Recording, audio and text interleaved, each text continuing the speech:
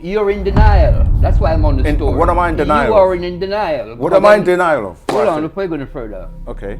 I am not sure if you just answered my question or you've avoided it. That's misinformation. You're incorrect. So let me correct you. I'm just telling you. No, what but let me I correct got. you because don't correct me. we're going round and round in the circle. No, we're not going around. Let me finish my point. Don't come to me with that.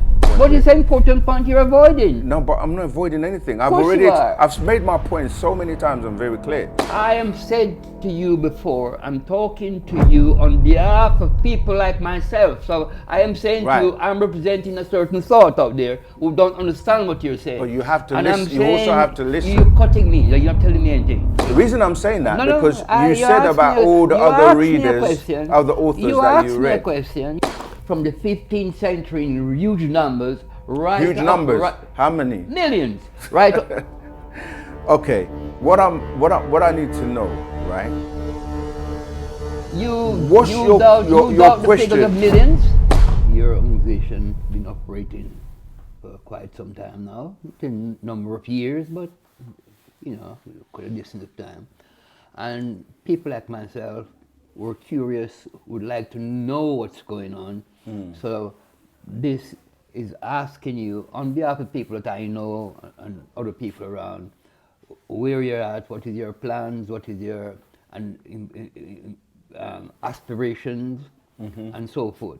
Okay. So that's basically where I'm at now. So the first question, introducing myself, I'm Lloyd, just one of the boys who would like to know. An old boy now, but one would like to know. So my question is directed to you so that people like myself and others around me can understand where you're at. And by you answering my curiosity, it will also enlighten and help others. Right. Now, first question, tell me about the organization. I have a rough idea, but in your words, explain to me about your organization and its aims and objectives, roughly. Okay. First of all, we are a culture. We are the original people on the planet. And when I say original people, I'm talking about people of what most would know as African descent. Okay? From that have come many leaders or people that have been prominent in our race. Okay, so I'm talking about people like Noble Jew Ali, the Honorable Elijah Muhammad, Marcus Garvey, Martin Luther King, Malcolm X, Yahweh Ben Yahweh, so many people. I may have even forgotten some, but all the leaders or people that have paved the way in some way, shape or form and have made significant impressions in the world. I've just named some of them. And they were all a part of the process to arrive in the day and time that we're in now. And our teacher, who many know as Dr. Malachi Z.K. York, we know him as Pana Babyanun. That's how we affectionately refer to him. He is the last of a long line of these people that I've mentioned who were paving the way in the sense of they had a job to do and some information to bring to our people to help us get to the time we're now in, which is a time where you're evolving on a conscious level, okay? So he is the person that is here to bring about the new cycle known as the sun cycle, which brings about a complete renewal of our history, giving us back our true way of life, which we refer to as Wusabat. So that culture comes with everything we need to be successful as we once were in ancient times. Most of what people refer to as ancient Egypt, where most of the world received civilization. And so, yeah, he has been chosen as the most qualified based on the forces of natural nature and our ancestors who reside in higher consciousness as well as coming from the stars. So, yeah, if I was to give you a simple analogy, it would be like you're running a relay, a race, and someone is handing the baton over and the other person is handing the baton over. And then he is the final frontier or the final person to run the race to the finish line. And that includes answering and taking care of all the answers we need for all the problems and providing the solutions that we need to regain who and what we are, rebuild our nation, and bring us back to the state that we were once as supreme beings. So I know that's a lot, but it just encapsulates when you say who we are. So in that regard, we basically cover everything that is required, and what we're doing now is sharing that solution, that formula that is required to achieve and basically finish the job. Right. You mentioned the group, organization, and you mentioned Dr. Malachi York. Correct. Right. Now, firstly, I have got an idea of who Dr. York is by previous conversation with you and associates. But for my friends and people don't know, could you go into detail about the background of Dr. Malachi? Mm-hmm. What is his aim? What is or was his aims, mm-hmm. and so forth, so that people who are unfamiliar with Dr. York, first of all, tell us about Dr. York. Okay, so the thing is, when we say Dr. York, we have to be very clear that he is a triune being, meaning. Okay, let me explain. He's a being that has three significant beings inclusive in one. Okay, that doesn't sound or shouldn't sound so spooky in the sense that if you look at you have a physical body that is right here with me, interacting with me right now, but you have other counterparts which people refer to as, say, your spirit or your soul. Okay, so when we say Dr. York, the physical person that we interact with here in the physical realm, was born of a mother and father, right, in 1945, June the 26th, 1945. If you then go back prior to him coming and being born physically as a child, his family lineage is also very important because there were many prophecies of this person coming at a time. So for example, he's a son of Al-Hadi, okay, who himself was a son of Al-Mahdi, the Mahdi of Sudan, the Mahdi that basically fought and drove out the Europeans in ancient times.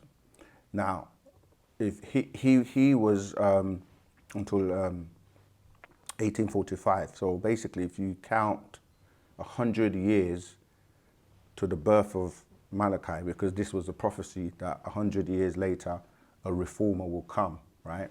And so his line from his father's side is from Al-Mahdi to Al-Hadi, to him being known in the Arabic or the Islamic world as Isa. Okay, the word Isa in Arabic is a word that people try to associate or equivalent to Jesus.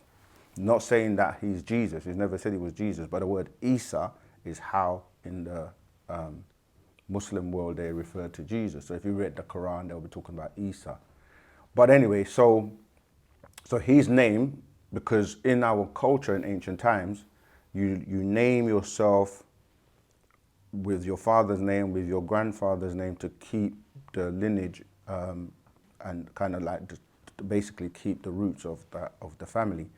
So his full title is, in those days, was known as Isa al-Hadi al-Mahdi. Okay, so he's referred to as in Arabic as the al-Mujaddid, which is the reformer. So his job was to come and reform and give us back the correct information, because prior to him coming, as I mentioned before, there were other leaders, as I mentioned, only Elijah Muhammad, I mentioned Noble Joe Ali. So these people back then, their organizations such as the Moorish Science Temple, which was what it was known later on, but initially I think it was called the Voodoo Temple, and then the Honorable Elijah Muhammad with the Nation of Islam. That organization was known as the Canaanite. I can't remember the exact title, but these people, as influential as they were, what they taught was based on an Arab known as Fard, okay? W.D. Fard Muhammad, who till this day, the Nation of Islam has his picture up. But there were different ones because there was also a conspiracy. But the main point I'm making right now is that back in those days, in 1945, when the Master was born, all the way up until 1970, when he officially launched his mission of going to reform everything and teach us the correct information of who we are, most people were influenced by religion. Whether it was mainly Islam, because by that time, a lot of black people had woken up to the fact of the Jesus image in Christianity being a white, blonde hair, blue eye image that we were given as the Son of God. Black people had woken up from that, and I use the word black people loosely for now, but we will go into what we're really supposed to be referred to as. Because of slavery, you know, the major slavery in the 1400s and the 1600s, people were well aware that the Arabs and the Europeans specifically were the slave masters, because of, you know, people being taken from Africa to Jamaica and to America and to certain places. So they knew who they referred to as, I guess, the devil, because the devil would be the person afflicting them with this horrendous, hideous thing they referred to as slavery and racism and so forth. So by the 60s, 50s, 60s, 70s, most people went from Christianity to Islam, but they didn't realize that it's like jumping from the fire into the frying pan. And so Islam was one of the most influential religions that our people kind of gravitated to. So when he came on the scene to teach us our true way of life, because it starts off from the mental, releasing the chains mentally before you can release the chains physically. I'm coming to the last point. So when you say what's his aims and his missions, his first mission was to wake you up from the spell of not knowing who and what you are. And when you're united mentally with the right knowledge, the right wisdom, the right information, you're automatically united physically so that you can start to do the things and work on what you need to do to liberate yourself. Right. So you're saying one of the purposes of the first practical thing that he did was to bring people to an awareness of religion.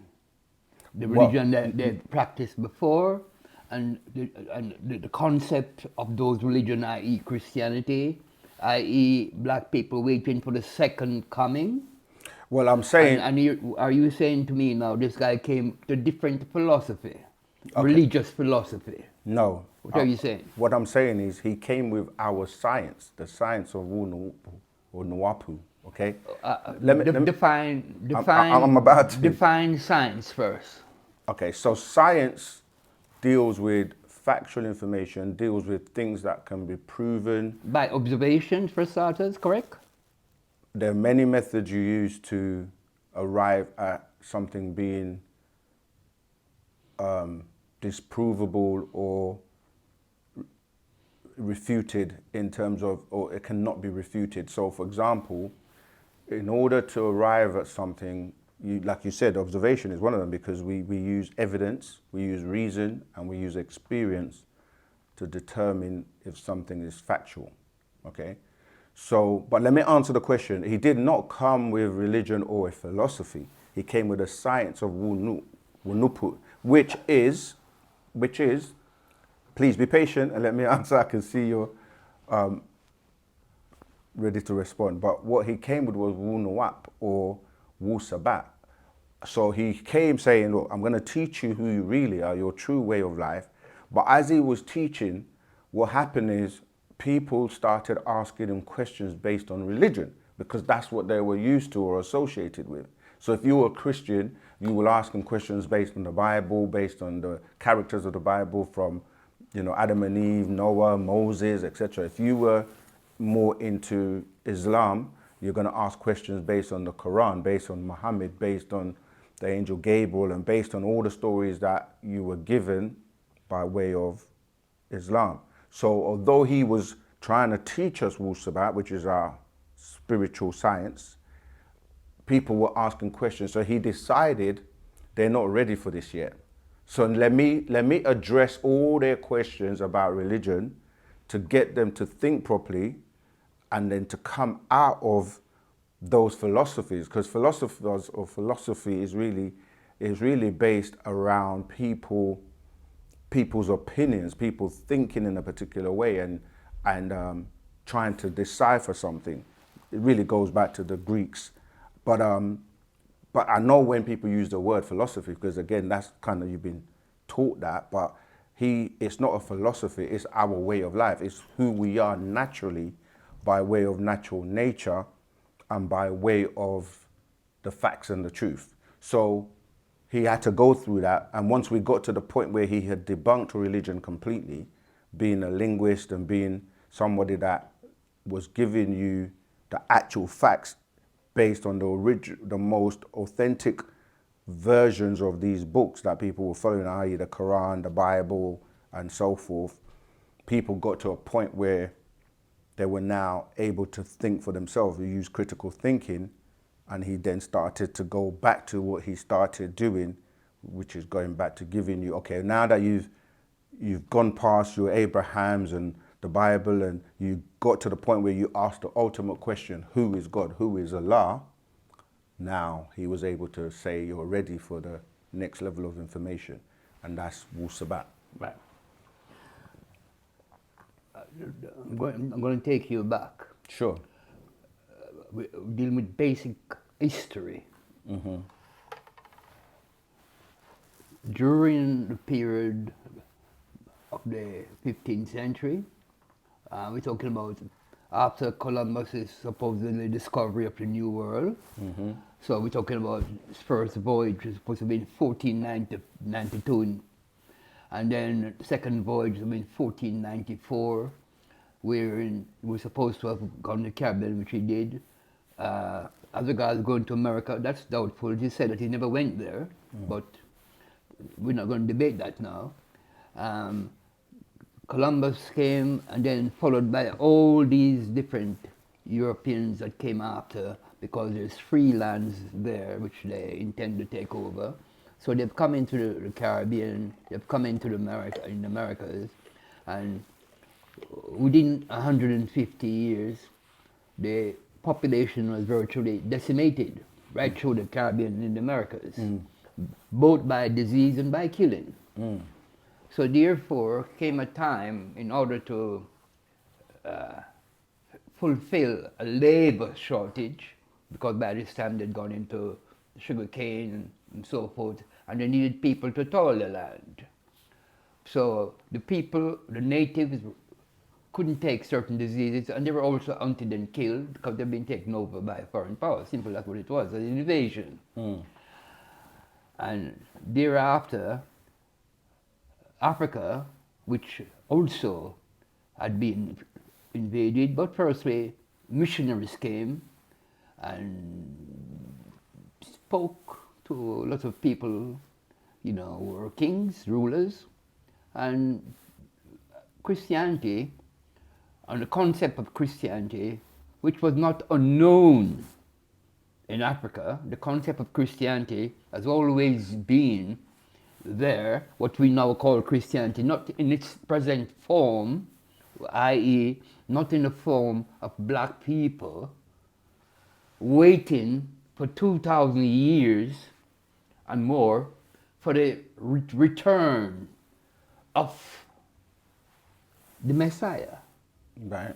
And the Messiah they're waiting for doesn't look like themselves, doesn't have the same texture here, doesn't have the same shade of skin.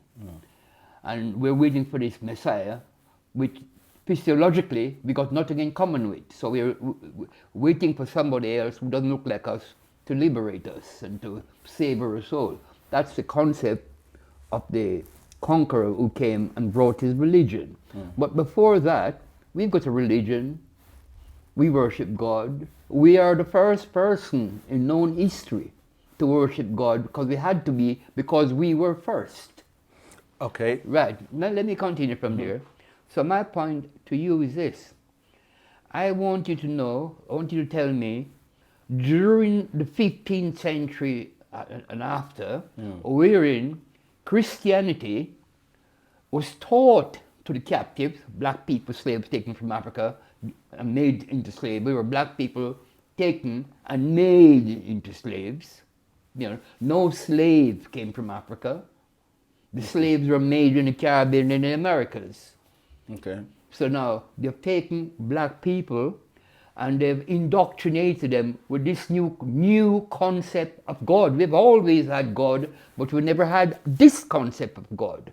So now I want you to tell me, at the period of Dr. Malachi York, what was his concept of the religion that was there, which means we're waiting for the second coming of this blue-eyed, blonde-haired Christ who sacrificed on a cross to save us. What was the difference between that concept and the one he's teaching at the time that he was around? That's what I want to hear from you. Okay. Well, I have to correct you on a number of things Please that do. you've said already. When you say we are waiting for blonde hair, blue eyes, we is a very vague term, because what you have today, this is what I'm explaining, you have people that have woke or have woken up from the spell, and you have people that are still under the spell. When you say we had Christianity in Africa before the colonizers. No, not Christianity. The Christianity which we've got now, which is after Christ, we had religion. Christ was born officially I hear you. 2,000 years ago. Remember it. So now, what was religion before this guy Christ came? That's what I'm talking about. Okay, I'm elder. When you speak for a long time and make a lot of points, I have to try and remember so I can address them. Well, so no, you have to allow me for to. now, just let address me address the question. I'm trying to, but you. No, I'm just pointing, just for clarity's sake. I am asking you. I understand what you're asking me. I'm just trying to repeat it so that it's clarified. During the period of black people in taken Africa and used as slaves on a plantation, by this time Christianity is encouraged. Elder, I'm very aware of your question. You have to allow me to address it. And one of the things we have to be able to do, because the elder, they have their view of things, and then you have the more younger people, and the younger people that are even young, they have their way. So the two have to be able to communicate, which is what we're doing, right? And I'm trying to address the questions. And you're saying, I'm trying to explain to you that we didn't have what you're referring to as religion, because we were the deities. People worshipped us as gods initially. That's how religion began, when people were worshipping us. So in terms of what you may be looking at as we had a religion, we were one with nature. We recognized nature and we were in tune with nature and we gave reverence to nature, right? So like, for example, the sun, right? The air, the water, these were things that we knew were a part of us and we were a part of them. We didn't have a God as such or that we worshipped anybody, right? This came afterwards when beings that came to this planet, because if you're the first, right, you have no one to look to worship because you're in tune and you're part of nature, you evolved from nature. So what happened is beings came from other star systems, especially the Hindu beings and the shaggy beings and beings that came from the star constellation of, say, Sirius, right? They came here, and then these Hindu shaggy beings, they started to worship us. And Hinduism, being one of the oldest religion, is when they started to worship us. And then from that is where the other religions come out. So when you say Christopher Columbus, you listen to the word Christopher is, the first part of that word is Christ, right? Because this is how they were able to push the Christianity, as you're saying, because he was actually sponsored. And when you're saying the 15th, well, I said to you, there were two major slave trades, the 1400s and the 1600s with Prince Henry and Queen Isabella, who sponsored Christopher Columbus. The word Christ and the word crisis, we're in crisis because of the word Christ, which Christopher Columbus and those who push Christianity went to. For clarity's sake, I'm going to cut you. You have to let me land. You're making a point about Christ. I mentioned Christopher Columbus and you mentioned Christ. Now, I want you to show me the relationship that you're trying to imply between Christ and Christopher. And Christopher Columbus. Right, he was a Christian, right? And I'm saying to you that word Christ, Christopher, because when you study etymology and you study words, you have to look at the origin of words and names, because names are titles. So when somebody's given a title, which they refer to as a name, it has an origin. And that word, the origin of it is to be Christ-like or to be a Christian. You see, so they had an agenda. And as you said, when I said the Europeans, right? But again, this is another thing. When we say Europeans or white people, we have to be very clear that there are different types, okay?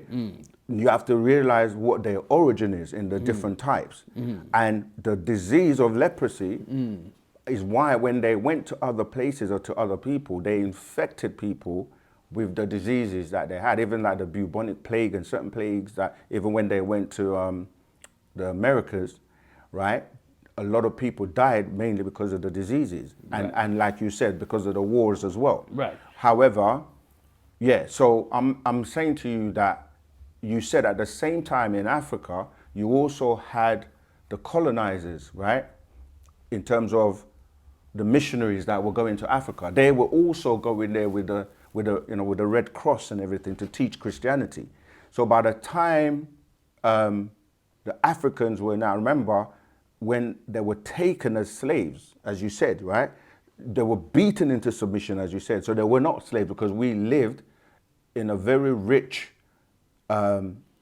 environment. We had all the resources. We had the natural resources, all the gold, the platinum, the oil, the silver. We didn't have a need to subjugate or take people's things because we even going to people like Mansa Musa, we were very rich and well off in every aspect, healthily as well, right? So I'm saying to you that the slaves were then taken by Arabs as well as Europeans. That's why I mentioned the two major ones. So this is where the concept of religions and you being beaten into submission to worship a white slave master or an Arab slave master subjugated people to the point where it wasn't like they accepted it. They were beaten and castrated and murdered and all kinds of things took place to get you to change your mind. I get you. Last point, you lost your name, right? You watch the movie Roots, for example, when they talk about Kunta Kinte.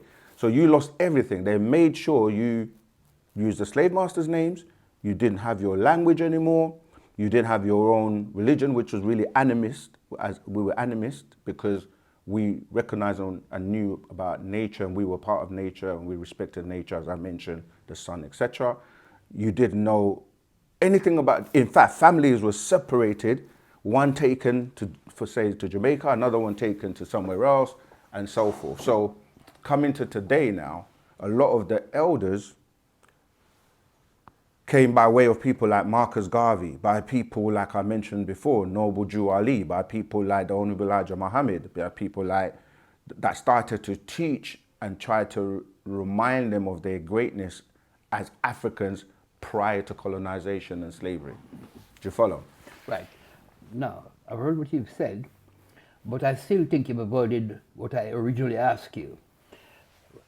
We were talking about Christ, Christianity, and I did mention the New World and Christopher Columbus landing there at 1492 and 1494 second voyage. And I'm saying to you, you were relating, you were associating the name Christopher Columbus with the word Christ. With the word Christ. That's where I'm bringing you back to. Right. You haven't defined that. Tell me the association of Christianity and this man called Christopher Columbus. Are you saying to me Christopher was not a name but a title? Is that what you're saying? Okay, names are titles because they have a meaning. So listen, in terms of not today where people just make up any name, traditionally a name was given to you that had a meaning. So your name was important. So what I'm saying to you, if you do some research on Christopher, the word Christopher, it will tie to Christ because it actually means to be Christ-like. Okay, so it wasn't a coincidence that his name was Christopher Columbus, all right? So do the etymology on the word Christopher. You will see that it is to be Christ-like. And to be Christ-like, how can you be Christ-like if you don't know who Christ is? So what I'm saying to you is, it's just, okay, look at the word Krishna. Remember what I said, how religion evolved. The word Krishna is also where the word Christ is derived from. Because Hindus... There's no debate about that. That right. is known. So Krishna, but Christ, hold on. Christopher... That point you're making about I'm not actually... The point you're making about debating Krishna, or arguing with you, because what I'm saying, all we have to do is research. I'm trying to get from you... Okay. From a perspective of people like myself who don't know certain things, but who would like to know, and I'm asking you these questions on behalf of other ignorant people like me who don't quite know. Okay. And the first thing you've done there, when I mentioned Christopher Columbus, and you have gone back and saying to me that wasn't his name, roughly we're saying it's a title. Yes. And I didn't know about that, and that's why I want to say to you, show me that. Because as far as I'm concerned, that was a name. Right. Now, but you're saying to me, no. Okay, we're going to... I'm not saying to you no. What I'm saying is, I can say anything, but you have to go and do the research, or the people listening that you're referring to. I am saying to you, that was a point that you made, which was not in the general realm of teaching. You're the first person I've seen who associated that name with the religious Christ. Yes, Krishna, we know that, but not Christopher Columbus. Yeah, you know? And this is why we're here. This is why I'm saying to you that the new teachings that have been given to us or brought to us by the master teacher, Dr. Malachi Z.K. York, is able to do these types of things to teach you about things that the general consensus will not teach you about, right? I'm just trying to find my glasses, because all you have to do today is just go into Google or whatever research method you like to use, and just type, look, I've just typed into Google origin of the word Christopher. It says this: the word Christopher originates from the Greek name Christophorus, meaning Christ bearer. It is a combination of Christos, right? Christ, bearing, to bear, to carry, right? The name was made popular by the legend of Saint Christopher, a 3rd century mortal who is said to have carried the infant Jesus across a river. You see? And if you carry on reading and studying, you will see that, like I said, listen to the association. Krishna, Christos, Christ, Christopher, crisis. All these words, when you study etymology, will have a relationship. And it said, I've just read it. You can Google it yourself. Right. To be Christ-like, or to be the bearer of Christ.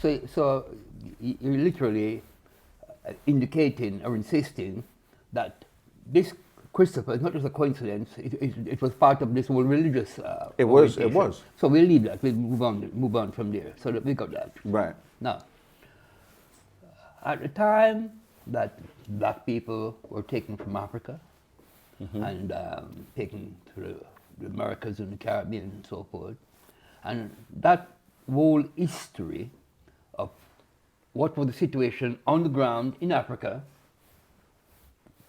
15th century, the wars that ensued, which culminated in millions of Africans being taken across the Atlantic. A lot lost their lives on the way to the coast, across the Atlantic, and also on the plantations. There's millions. A conservative estimate of the amount of blacks that died on the way to the sea coast before they boarded ship, across the Atlantic to the Caribbean and the Americas, and the deaths during the plantation situation is conservatively estimated that 100 million blacks died. 100 million, my man, the number that they cast around. And there is this manipulation of history and of statistics, numbers and facts, which have been completely changed just to suit a certain thinking, a certain delivery of knowledge, limited. So I'm saying to you that we have not, and nobody has ever studied what was happening on the ground in Africa at the time that they're taking people out. That's not been a major part of the study. Example, how did they take old villages, old countries? They didn't just walk in and a man, capture a man and send him on a boat. This was a military operation, people being invaded. And what we haven't understood and not been shown is that we're not talking about the British or the French or the Portuguese come to Africa. They can say all Europe, Germany was involved, France, Belgium, Spain, all are in Africa attacking. In other words, it's written that during a certain time in Africa, everywhere you went, east, west, north, south, there's a war. Like how you got wars now that have been provoked. And the people who ended up in the Caribbean were mostly captives of war. There's also a fallacy wherein the historians, European historians, when they write about Africa and its history, they were so arrogant that they did not want to recognize kings in Africa. If a man was a king, they don't use the word king. King only in their concept was in Europe. So they've used the word chief. So they substituted the word king and instituted chief. Now, we do know, according to his writing, that he sent all these chiefs and the chiefs' wives to the Caribbean and the Americas. They were not the chiefs, they were the kings, which had lineage well past the time of these European kings. So now we're going back to a situation now that they've come, they've destroyed old villages, old community, whole areas. Now, and the people are being sent to the Caribbean, made into Christian. In fact, the first thing they did was to remove the African name and give us a name relating to their religion. This wasn't the first time in history that this was done. We had preceding that right there in Africa. We had the Muslim invasion, and black people, Africans all over Africa, was required to change their names. So if a man was Mugabe, or a man was Nkrumah, or a man was Mensa, he was required to change his name because apparently God doesn't like people who speak in these different languages. God only speaks in the language that we've been taught. Now, so therefore, my argument, which I'm putting over to you, is that during this time of people being taken from Africa, worshipping traditionally the religion of their forefathers, and now being taken to the Caribbean and being told, no, no, no, this guy died for you. He suffered on a cross. He was nailed to a cross. And after he died, he ascended into heaven. And you're going to suffer quietly because he's going to come back and all this slavery will be ended. You know, just be cool, you pray, and this guy come back and black people are still waiting. My question to you was this. At the time that this Dr. Malachi York was around, and he was still around now, I know, and he was teaching, I'm saying to you, based on the brainwashing, based on the religion and the format of this religion, you know, we want to go up there, we want to die, and then we go to this heaven, wherein on the day of somebody is going to decide, well, you've been good on earth, you can go there. You've been bad, you can go and get burnt. And you've been good, you go to the Garden of Eden. And we're all waiting for the Garden of Eden, and those who haven't obeyed the rules are going to go to hell. I want to know from you, what was he saying different? I am asking you, because people like myself want to know. Okay. What is the difference between that which was taught to us waiting for this God to come back, second coming, and what is or was saying? Tell me that. You do take a long time to get to the question, you take a long time to explain. I took a long time to ask my question, so don't even claim any monopoly on that. I'm not claiming any monopoly. I'm just saying it's probably going to be easier and better if we get to the questions so we can address them. The first thing you said is history. You have to recognize when you say history, the word is his story. So all the things you've described are what you have been told, and the person who tells the story can claim anything. And you touched on what I originally said, you really reiterated it, which was there were the slave kidnapping from Arabs, and there was a slave kidnapping from the Europeans. So both of them have to be taken into account. However, when you say what was he teaching, today a lot of people are just saying and speaking what he started to teach us, which was things like there was no slavery in the way that it's been described, right? It was a kidnapping, meaning you're kidnapping people and taking them away, because the word slave alludes to a transaction of some kind. Because if I trade something with you, you're giving me something, I'm buying a product or a service from you, and you're maybe a value of exchange, right? So there was no trade. So first of all, he had to give us the correct information of what took place. The other thing is it's exaggerated a lot, because whoever is telling the story is going to make it sound like they were the victors, or they will exaggerate it, because not everyone in the Americas or in the Western Hemisphere came by way of slavery, okay? Even the whole thing about people being taken in ships, just like the ships Christopher Columbus also used to go to these places that he mistakenly discovered with people already there. These ships, some of them were called Jesus, Do some research. No, I know that. The good ship Jesus. No. Let me finish. The minor Jesus. These are ships that were Right, named. because if you study the transatlantic so-called slave trade, there is no way that you could have carried cargo in the way that it's described, with people layered on top of each other and with the feces and all the people wouldn't survive that trip. So there's also a lot of exaggeration, meaning that there were already people in the places. We as Africans are the original inhabitants of every part of the planet. Because of the continental drift, right?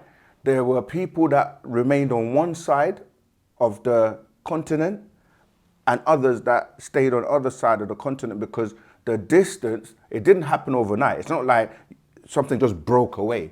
It was drifting away to the point where people that were indigenous on one side were still there, and others that were indigenous to the African continent today were still there.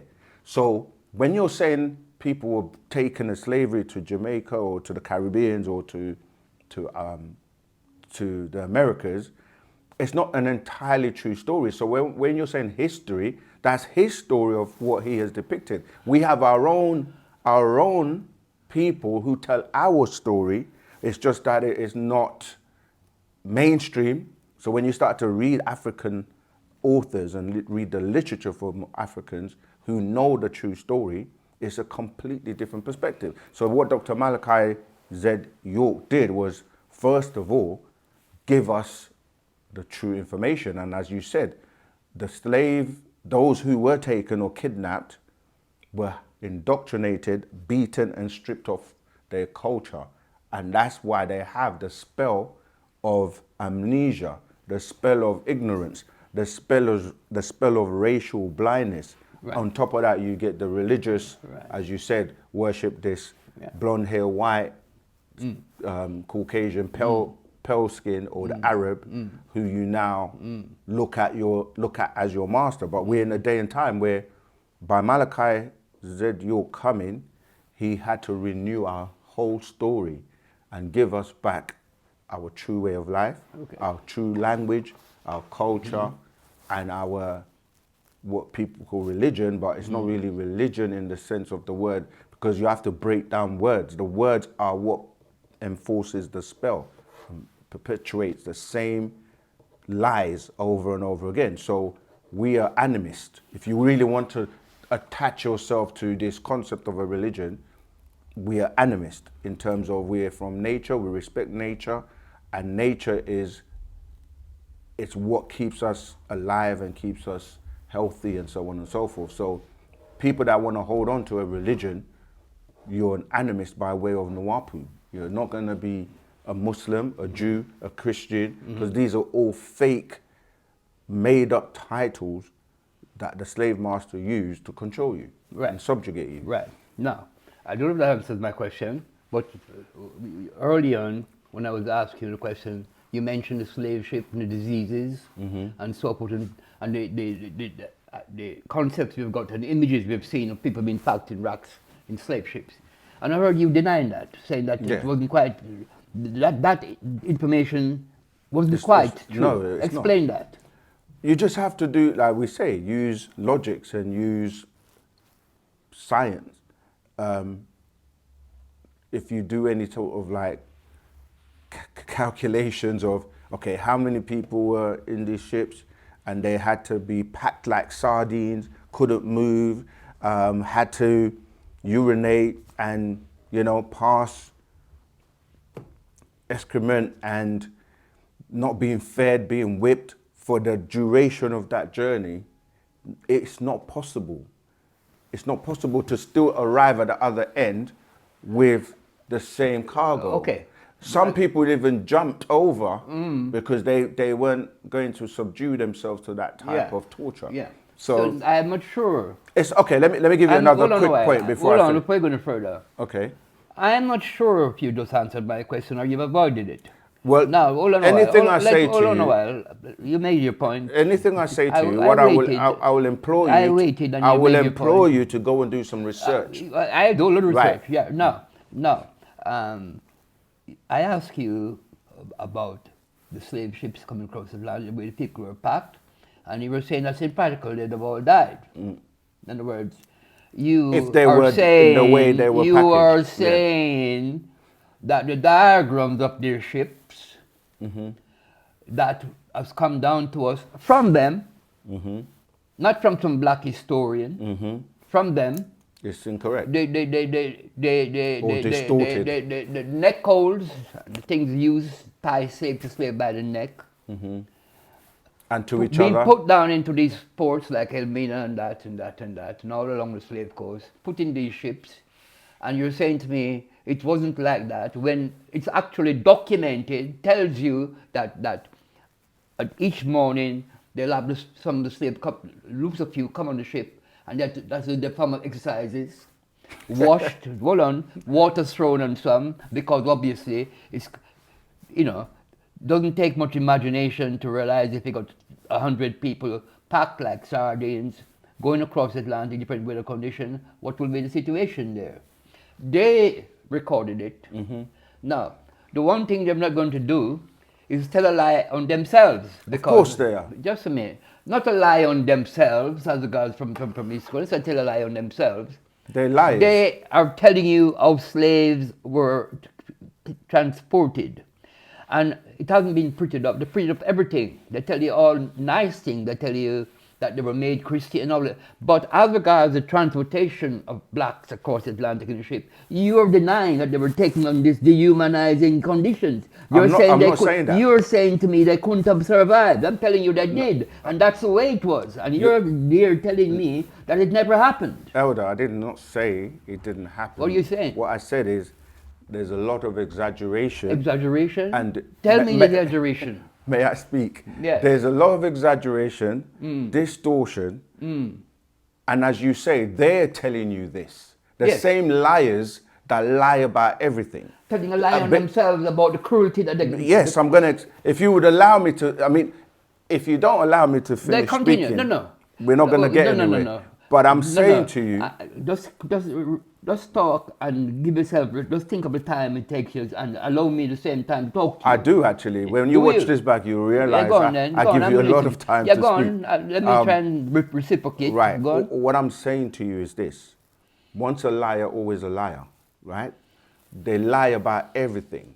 They lie about the sizes of the maps in terms of the population and everything. They have told lies upon lies upon lies. It's only when we started to tell our own story, right? Because the liars, they found us as savages and, they had to civilize us and they had to do all of these things because we were incapable of doing all these things for ourselves, which is not true because they knew our greatness in Africa. So what I'm saying to you, I'm not saying some people were not kidnapped and brought over, but what I'm saying to you scientifically, and if you do the research, it is impossible to have carried the amount of people they claim they carried on a ship for the duration of the journey in the conditions they tell you they were in. As you said, if you have 100 people shackled together in chains and then they're lying down on the floor, can't move, they need to go toilet, they need to exercise to be able, they need to eat. If you look at the story, I'm saying to you, remember, it's called a story. It's the greatest story ever told. And the reason they would lie on themselves, as you've asked me, is because in order to maintain and keep you in that state of fear, in the state of they're the masters till this day, they have to instill fear in you to the point where they will tell you all of these horrible things that they did to you and will do to you again if you step out of line. But unfortunately, we're in the day and time where people have started to wake back up to who they really are. They're writing their stories. They're giving you information because, like if you have a war with two people, two opponents that have a conflict, each side is going to relay the story according to how they see it. And each one is going to come out telling you how they were the winners Even the ones who lost are going to lie and tell you their story. And this is what I'm trying to explain to you. I'm not saying, let me reiterate, I'm not saying that a kidnapping wasn't done, both from the Arabs as well as the Europeans. Now, this is the final point I will make. The Africans that were around the coast, right, they were used, right, as the minions for these Arabs and Europeans. So they couldn't go into the depths of Africa, into the central parts of Africa, because, as I said, being animist of nature, we were in tune with the insects, with the mosquitoes, so they would not survive. They were not able to do it by themselves. They had to use what we would call today sellouts, or certain people that you say they were chiefs that were given certain gifts and they then betrayed others. That story repeats all the time, where you have, even when you deal with the Moors, right, you have the sellouts. When you deal with the slavery, you had the ones that were referred to as the house slaves, and you had those that were the field slaves. So they always have to use those of us who are willing to sell out and to be able to do their work for them. So a lot of the distortion and a lot of the misinformation and stories that have been written in his story, there were people that also wrote accounts in our side or from the African side.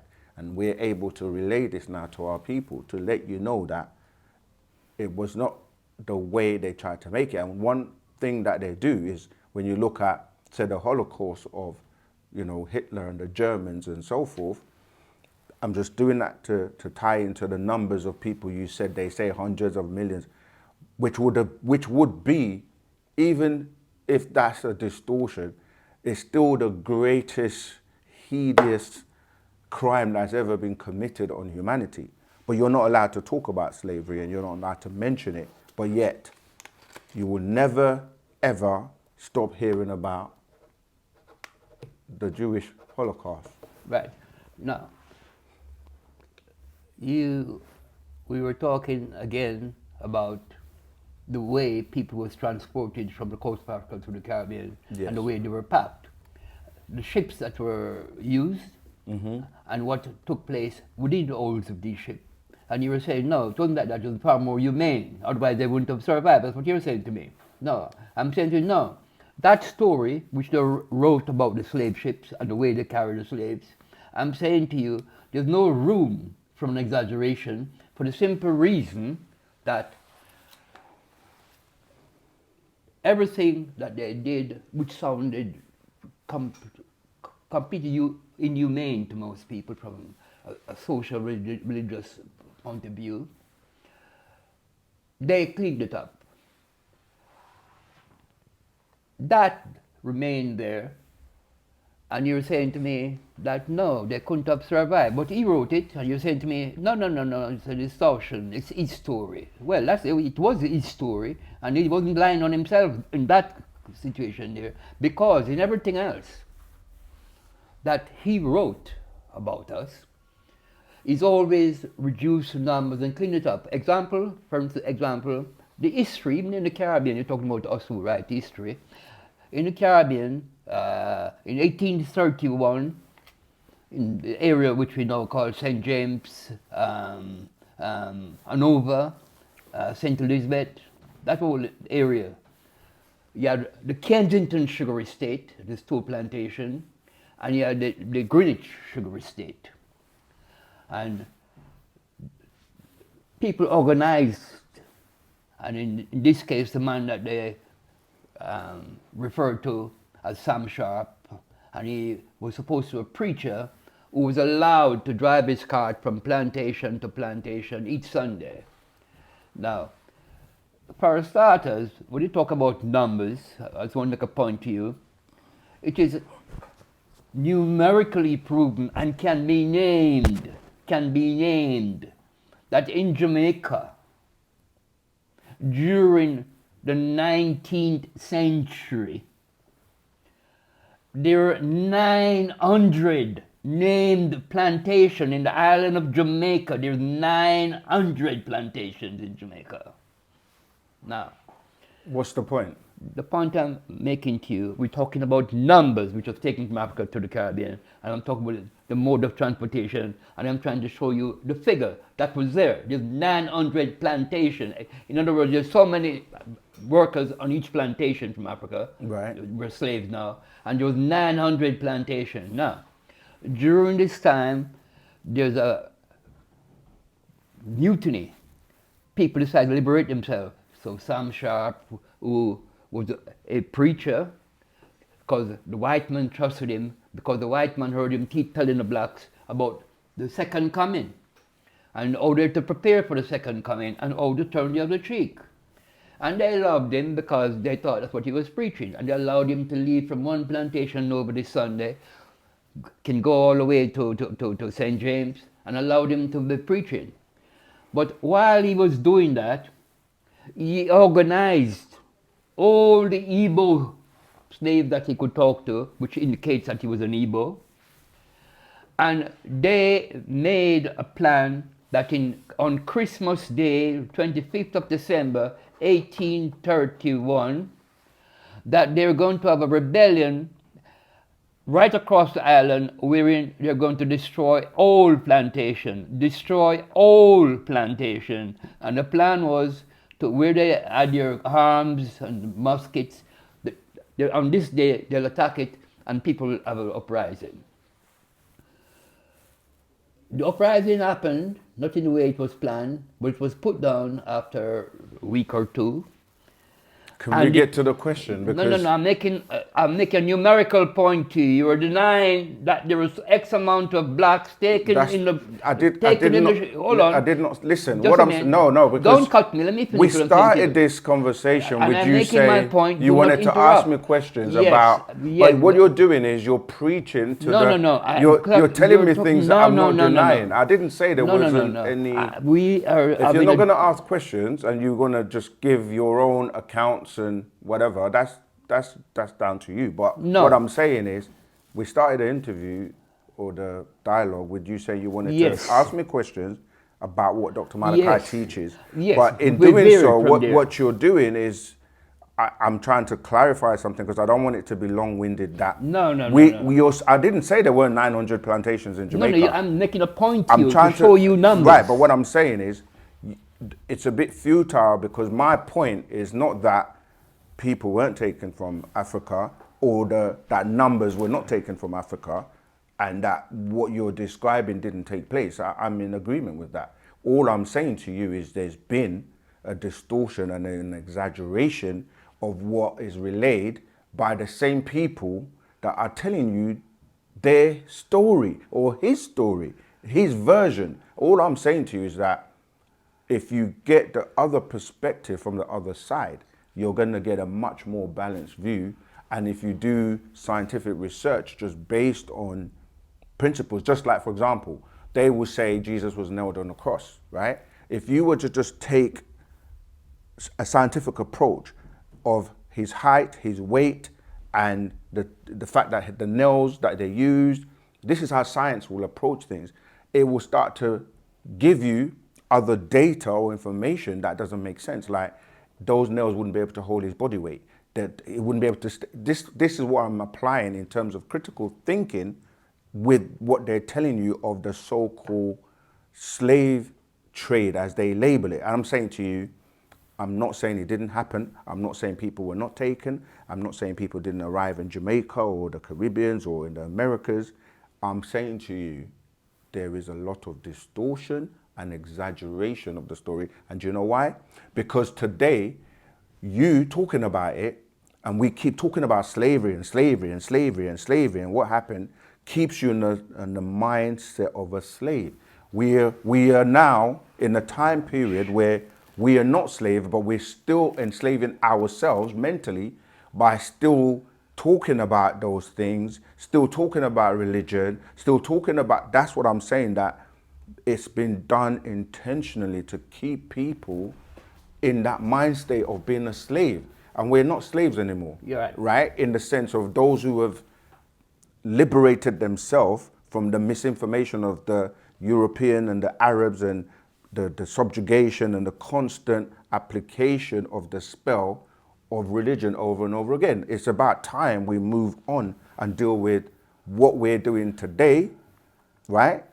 As a people, what are we doing? Are we going to keep talking about this is what I'm saying. Every now and again, they will keep putting movies out. Like, you know, the 12, I can't remember the exact title, 12 years of slave or whatever. Every now and again, they're going to repeat, you know, Roots. Every now and again, they're going to repeat these stories to remind you to constantly be in a state of fear and in be in a state of a slave. And I'm saying, that's history. Right. We got our story. Right. Good. And we want to move on to what we're doing story, today. But you want our story. Right. Now, when you began this conversation, it was me asking you questions from a perspective of people who don't know, who might think the way I do. Right. So I said to you initially that when I'm speaking to you, it will be from a perspective of people who know me, we converse with, who doesn't know you. Right. And I'm trying to get you to tell me where you're at, and I'm making some points to you. Right. There's no use telling me about we shouldn't get caught up in the slavery thing and da da da da da da da. That's not the point. The point It's is one thing asking me a question. There is people like me Yeah. who wants to make some points to you.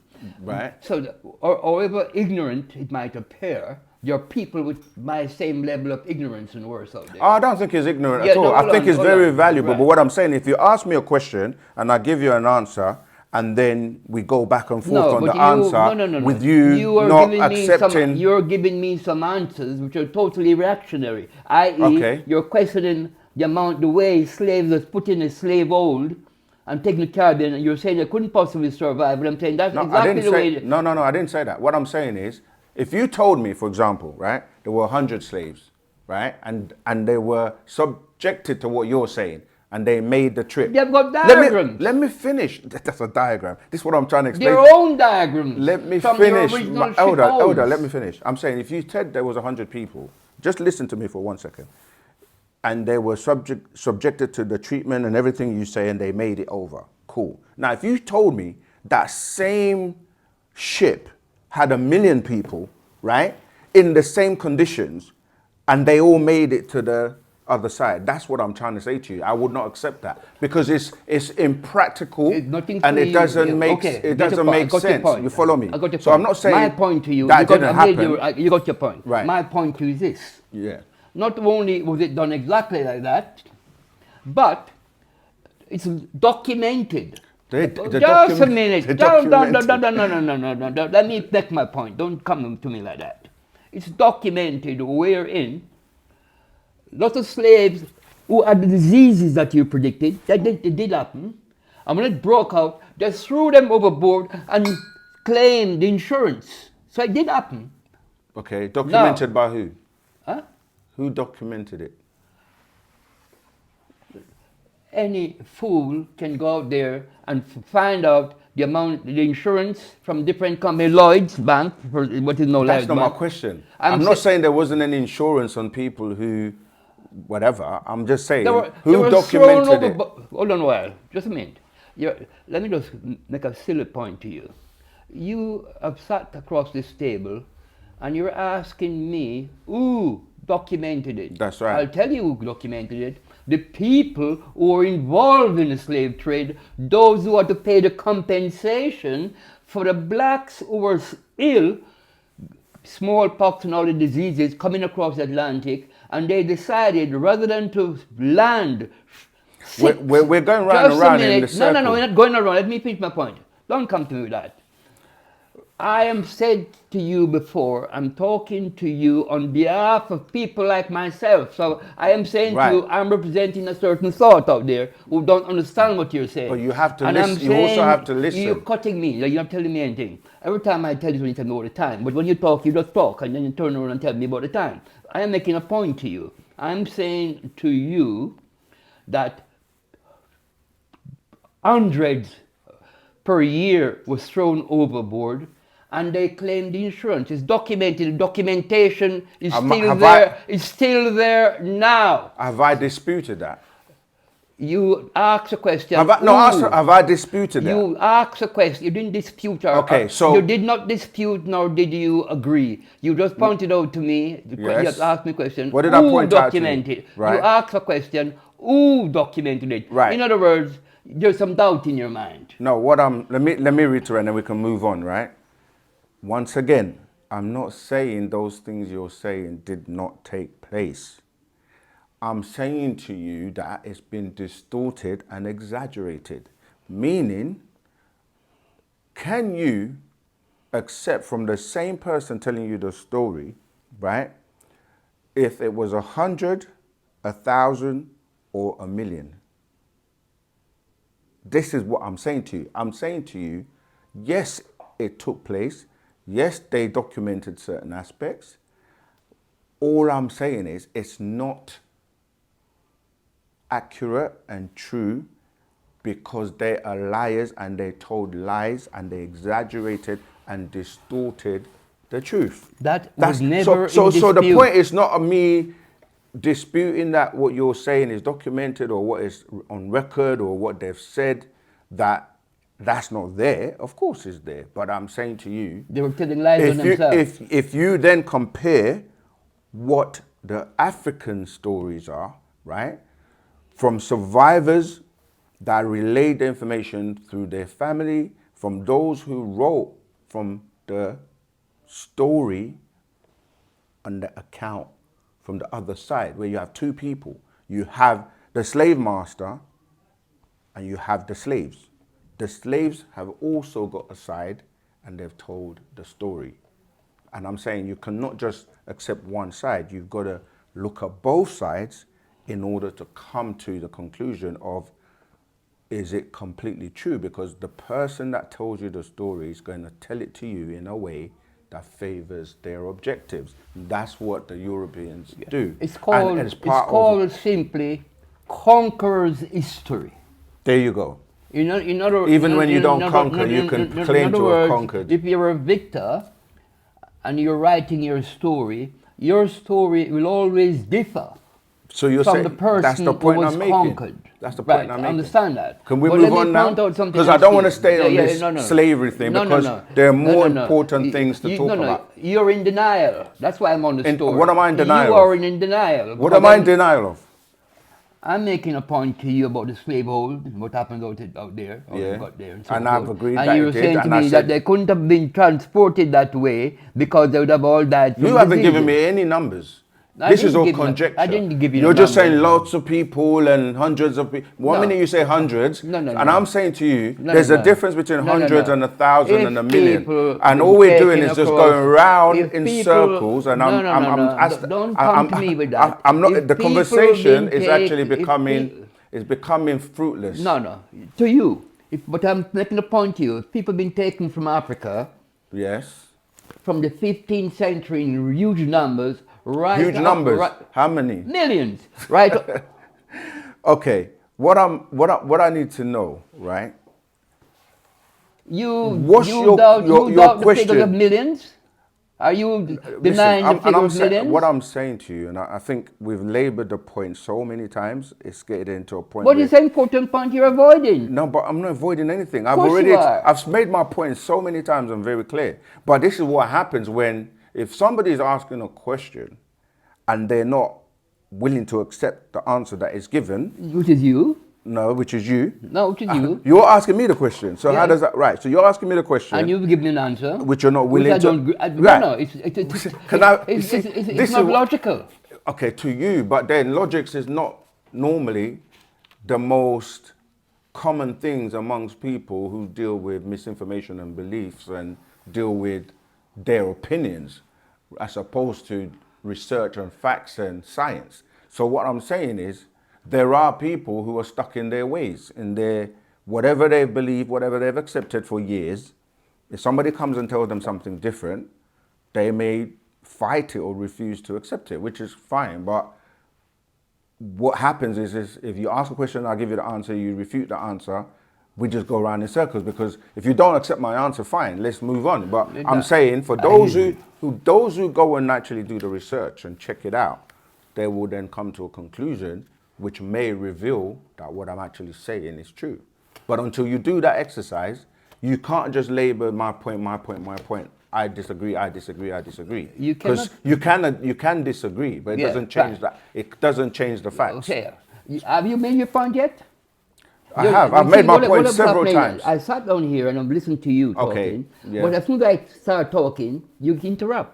I've we, let you talk. we have both done it throughout this conversation. But I have let you make your point there. Let me But give when you some get- time to give your point so we can The point move I'm on. making to you, Yes, which you don't accept, that's why we don't go any further. but I don't have to accept it. No, of course not. No, of course not. But by not accepting it, Yes. I'm thinking, well, he doesn't really accept that. So it's difficult to move on from there because it's because so obvious. we can agree and disagree. and not disagree. We can agree that you made your point, I made my point, and we move on. Yeah, and we leave it to the audience to do their own research. So my argument, which I'm making to you, and which we veered from, so I'm gonna go back to where you were originally. I was asking you really at the point we're in. Dr. York, you mentioned born 1945, and his birth, yes. Yes, and he was around and he was teaching to people certain things. We haven't got around to that, so we haven't even dealt with Dr. York research. This is what I thought we were going to deal with. We're dealing with, which is my main point of interest, history.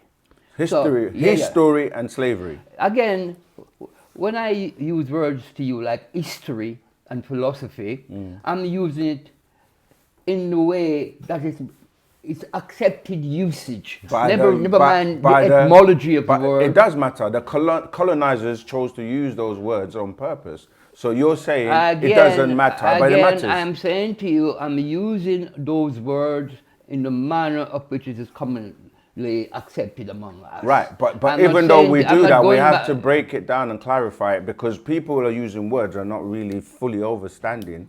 Like I just used the word overstanding, which is different from understanding, or to say history, not realizing that this is just a perspective of someone's story, his story. Yeah. But for years we're taught that history means something else, which it doesn't. So we have to clarify that. No, so people that are using that word will know exactly what we're talking about. What word would you use if we were trying to go back as far as we can to find out who is the creator, what is the creator, what is our origin? What would you call that story? A search for what?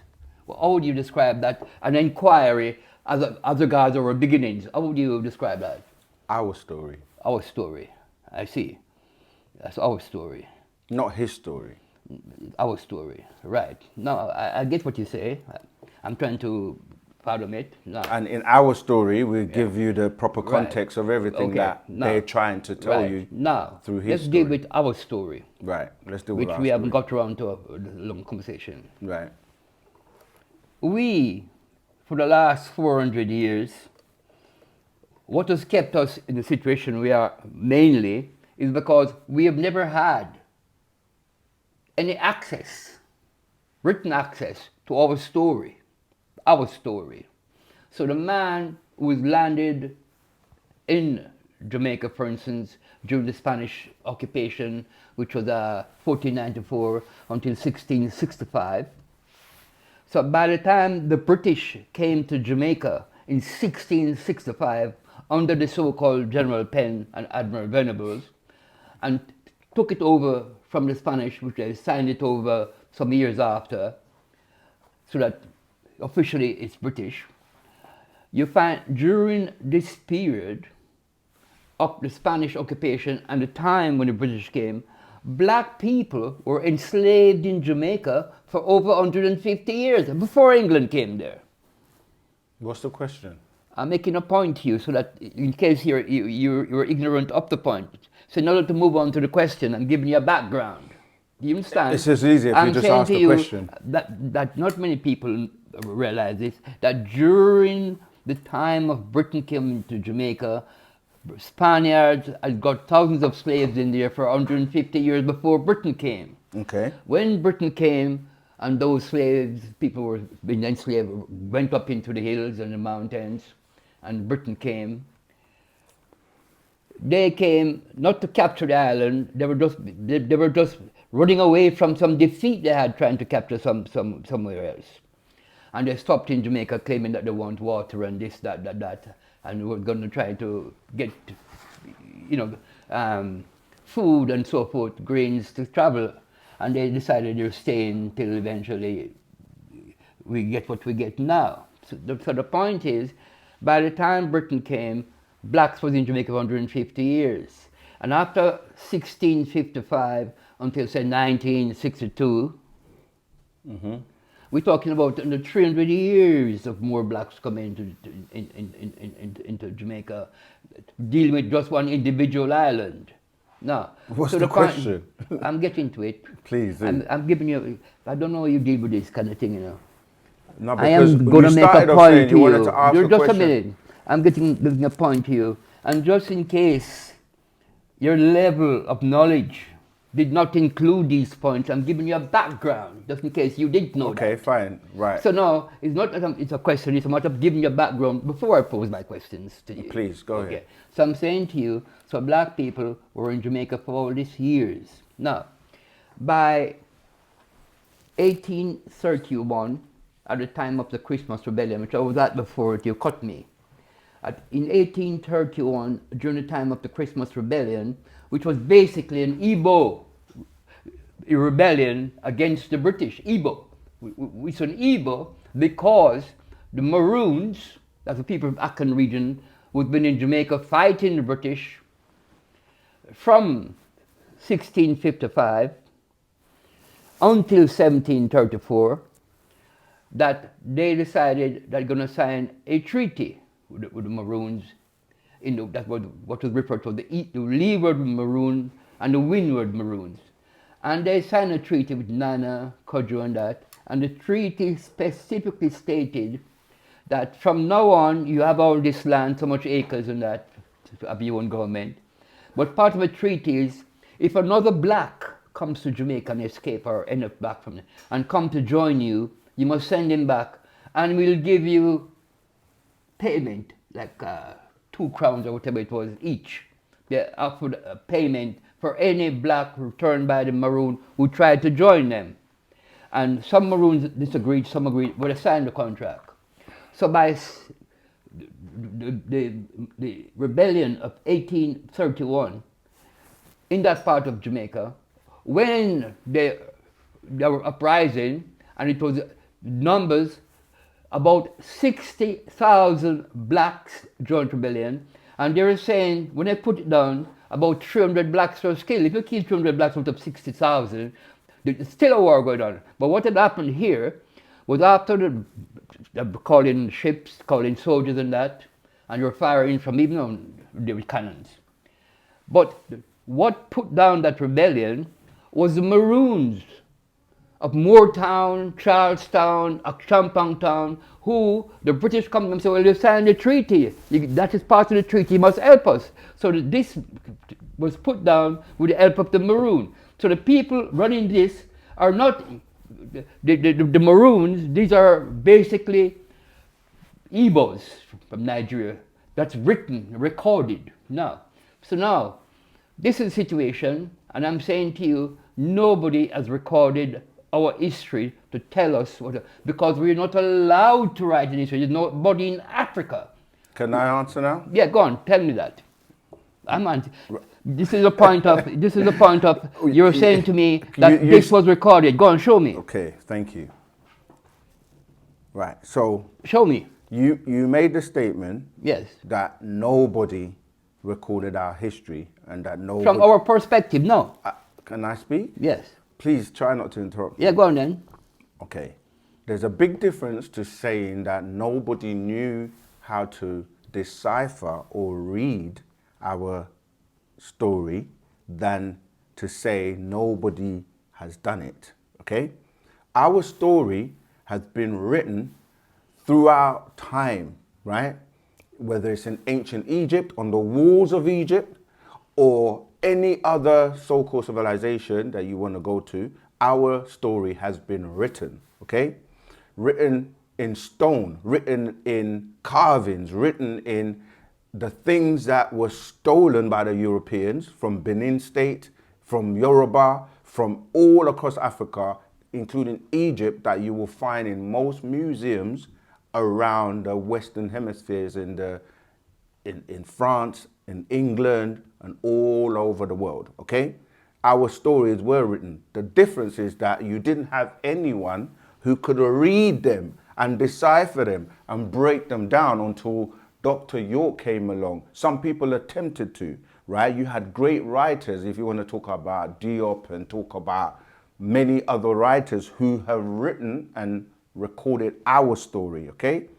Now, Dr. York was able to read all these writings, and there were writings that were handed to him directly throughout our story that he started to publish and to teach us. That's why I said to you at the beginning that he was the person that came along and started to tell us, you have been given misinformation, lied to, put under a spell, you don't know who you are, and as you've just stated, even when you had a slave master that chose one of us in his favor to be a preacher, to preach the words and to instill the same slavery mentality and talk about the Bible and the Quran and these books of how the slave master is going to subjugate and keep you under control. Till this day, right, they will allow them because these are the coconuts, these are the sellouts, these are the ones that will do their bidding. Until this day, you have preachers and imams and people that are still trying to perpetuate this story of slavery and how you're helpless and have no power, don't know who you are. Dr. York, Dr. Malachi Z.K. York, Partner Babyanun, came and started to decipher all of these tablets because he studied every single one, from the Sumerian tablets to the ancient Egyptians' writings to all of the writings in Africa, right? And was able to start to give us our story. Our story is Wu Nuwaupu, it's Wu Sabat, it's the culture where we get back everything that was stolen from us, distorted, lied, lies upon lies upon lies that people accept and say, oh, we don't know our story. No one has taught us our story. We don't know this. No, not true. We do know. And this is why when he started his mission in 1970, the first thing he has to do was dismantle and get rid of this mentality, this slavery mentality, this religious mindset of waiting for someone to come and save you when you are that person that they're waiting for. You are that God. You are the supreme beings that you have fallen to the point where you're behaving like the slave master. You're behaving like the beast. You're behaving in a way that doesn't liberate you. So the first thing you have to do is remove the shackles from your mind with that type of thinking. And when you do that, then you can be taught your story. Then you can embrace it. Then you can start to learn the true story of who we are. That's what I'm trying to explain to you. Okay. So Dr. York, he did that by publishing over 1,000 books on every conceivable subject from questions that he was asked, dismantling all the questions about religion. And now we're moving into questions that really matter. Who you really are, right? As in the real you, yeah? The science of Nuwaupu. And this is what's going to liberate you because you're going to know who you are. Knowing is one thing. The next step is the application of that knowledge. So this is what he's done by way of Wunupu, Asunupu, and Nabanupu, which is the science that I'm saying these words, but most of your generation and many who call themselves black people, not realizing they're Nuwaupians, they don't know these things. So I'm mentioning words about what's your true way of life, like Wunupu, Asunupu, Nabanupu, dealing with Wusabat, Misbatia. I'm saying tones and vibrations that most have no clue what we're talking about. And this is why we're here, to bring you back to who you really are, by way of teaching you, so that you can start to apply that knowledge in your daily life and then transform yourself. Now, for the first time, we have actually hit upon a sector of a conversation that we're dealing with Dr. York and what he's doing and what was his quest. Right. Now, so during this whole conversation, we never got around to... Because we were just spending time on slavery and going around in circles. No, you're making it sound as if that's a distraction. Well, to me, it's maybe No, not to you. not to me, Tim. Right. And I looked at you before, Yes. and I said to you, I'm speaking to you on behalf of people like myself, Okay, which is fair a lot enough. out there, who we're coming from a historical point of view. That Right. part of history which has come to us, plus our own traditions that we have managed to maintain and adopt. Right. And it's that which makes us what we are. And now I've met you, and we're talking about Dr. York, and there's people out there, when it comes to the question of black people and their history, and our aspiration. Our story. But it's Again, important. This is very important. There's a big difference between history and our story. Yeah. But keep going. Yeah. Hold on a while. Let's not be too simplistic. No, we're being... You're being too simplistic. No, we're not. No. Yeah, that sounds good. Our story and his story. Right. Now, do you want to know our story or you don't? I am talking about, when I use the word history... I know, you already explained it. And I'm also re-emphasizing... the knowledge that we have got, I'm limited knowledge you. about ourselves. Most people now are aware of history. The story that has been told was not really our story, it was his story. Right, and we're trying to get away from that. His story has been niced up to make him sound like a hero. No. I mean, look what he did.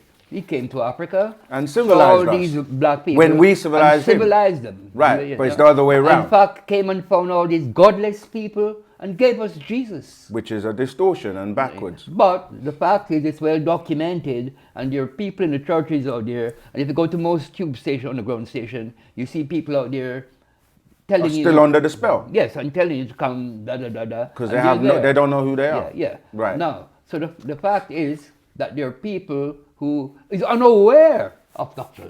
York. He must doesn't know any concept of what he's talking about. And but how do you get to know anything? Yeah, inquiring that. But I've been lucky enough to have been around you for some time, and although you say a lot about this, I have not really get the full understanding, and I'm kind of using today not just for me to ask you what I have in my back of mind, not just ask you on behalf of myself, ask you on behalf of the people I can sit and talk to, who's going to say to me, what is he talking about? What is he saying? What's the difference? Right. And I wanted to be able to articulate that. Yes. Right. Now, so I'm saying to you now, that on the question of Dr. York, and you just said something to me which I find fascinating, that he's deciphered many works, roughly, and is written based on the knowledge and the things he's found extensively. Well, I am not in any way doubting you. I mean, since I've come across you, I've seen many books around you, but as a person who spent years and years trying to learn about black history, and so therefore I can run off the names to you, the people who have been most impressive, the people who I admire, that helped to open my mind. And we talked Sheikh Anta Diop. We're talking about Malcolm, when Malcolm was here, and the greatest of all that I've heard about in the West since we were taken from Africa to here, Marcus Garvey, and Dr. Ben, we can go Dr. Ben, which I happen to have met and spoken to, and Van Sertima, who wrote about Columbus and so forth. And originally we had Sex and Race, J.A. Rogers, Nature Knows No Color Line, that. And these men spent their whole life researching and they wrote. And having gone through all that, I was not aware that there's history has been written extensively outside of that realm. Right. Now, so you're saying to me, no, this guy has really written. No, the average black outside there, up and down the street, over the last 50 years that I know, is not aware. Right. Even in the last 10 years, let's say this guy was born only in 1945, but in the last 10 years, until I came across yourself, I wasn't aware of what he's saying in that. Right. And then also when I go out and I'm talking to people and I'm to mention yourself, a musician, and they ask me a question, I'm not able to.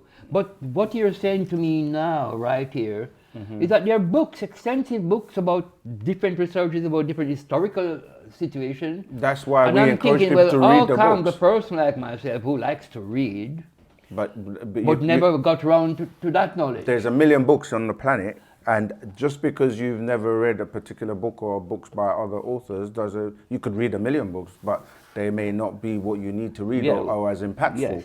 Yes. So, to answer your question, Yeah. the thing is Yes. that we're in a different day and time, and his mission officially to the world started in 1970, right? That's 70. when he opened the Seven Steel and started to teach about these things. But in reading his books, if you're an extensive or avid reader, you will notice that he quotes and references all these people that you speak about. Okay. Right. So therefore, he's well aware of all of these people. But as you say, given his age, at the time he was in his 20s, he had published more books than all of these people, not only publishing them, but within the confines of these books, there's no way a person of that age, of being in his 20s, was able to do the works of translating all of the religious so-called books with an unbiased approach, giving you knowledge of everything. So name it, he translated it, and based on the fact that he studied in the University of Khartoum, as his speciality was languages, and he studied, and he's a linguist, and he was able, that's why he's able to do the works and interpret all these writings on the walls of Egypt and the ancient Sumerian and the Greek, whatever is out there. He not only did the same work as these scholars that you've mentioned, but took it further in terms of going to the languages and the origins of where these writings come from and breaking them down.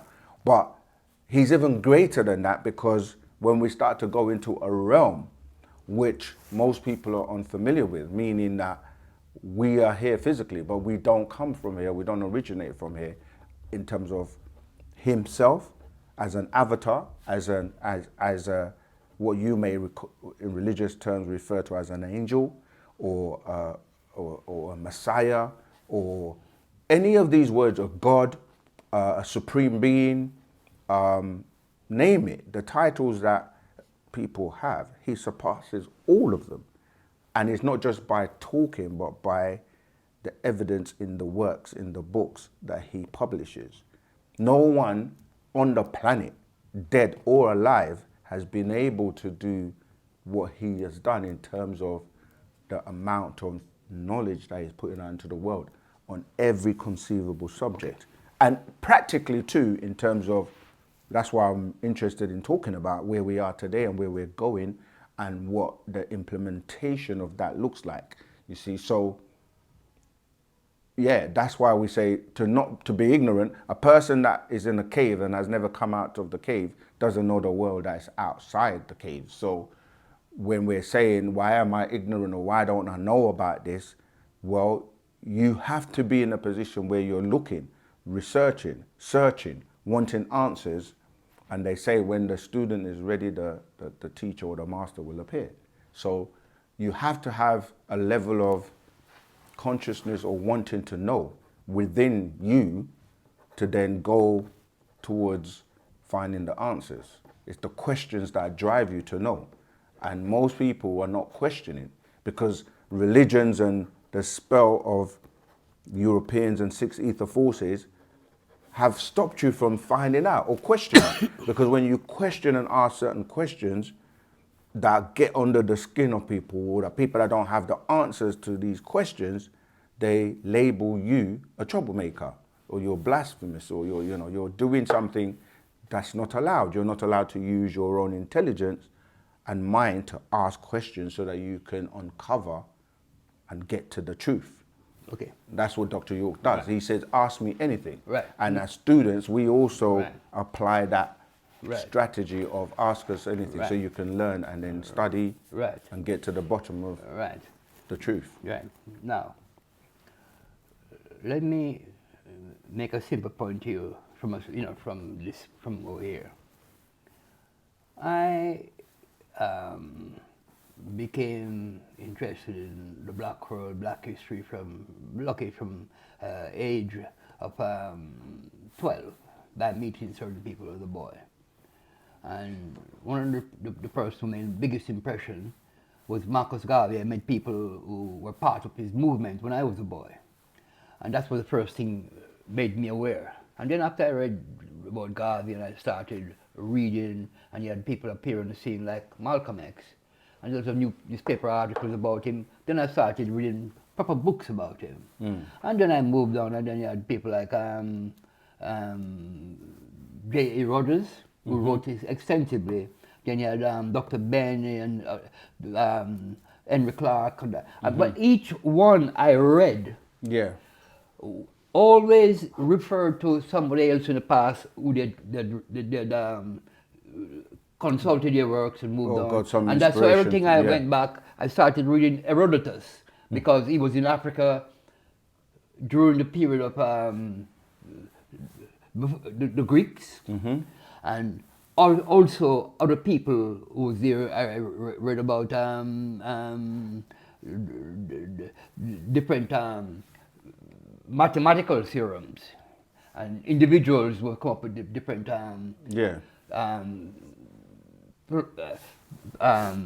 patterns and mathematical versions of different things, formulas. Yeah. And I found out that lots of these, they were in Egypt and they'd studied in Egypt. Right. And then the knowledge that was in Egypt, they transferred it into to Greece. And then I started reading all these. Every time I read a black historian, regardless who he was, always referred to these original writings, which we don't know about, which is there, which have been kept away from the general public. Example, like one of the men, which is regarded as a European, but he was in Africa, and he described what was happening at the time when he was there with Herodotus. And he described medically what the people were able to do. The knowledge of medicine was so common at that time. And he's the one who pointed out that whether a man was in North Africa, whether a man was in what we now call South Africa, whether a man was in what we now call East Africa, whether a man was in West Africa, during the time of the Greeks, the period of Herodotus and people like that, all Africa in Greek was known as Ethiopia. It's a Greek word for the name of Africa. And he said, anywhere he went, whether it was part of, he went to India, he went to the Black Sea area, which is now part of the old Soviet Union, and anywhere he saw people with woolly hair and black skin, he knew they were Ethiopians. Yeah. And so I then went back to the early church fathers, the first century of the Christian era and so forth, and the second and third century, the Conference of Nicaea and so forth, and realized that in order, as I read these black writers, I had to go and read certain white writers who were there, who had written certain things, and certain black writers were aware of the first century, individuals who we think is early church fathers, not realizing that these are black men they're talking about. And I had to read, but it's always these black historians referring me back to the past and to each other. Is there a question there somewhere? Yes, but none during the last 20 to 30 years that's contemporary with Dr. York. I mean, it's contemporaries. We're talking about the 1970, 1980, 1990, which is a period of great works. Okay. I didn't read anything by him because none of the literature was reading from the writers who had written, or people were dealing with contemporary black history and or black situation, like Malcolm X and so forth and so forth.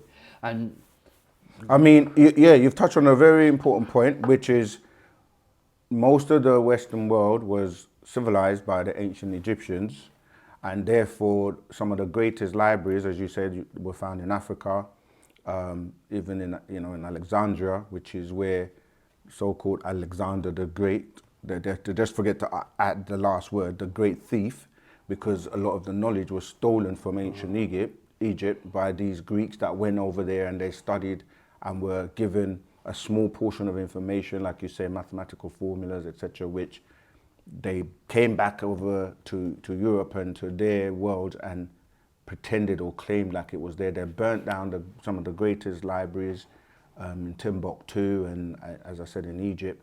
And so what it is, they were trying to hide a lot of information from us to tie back into our ancestors, right, to learn about their true knowledge.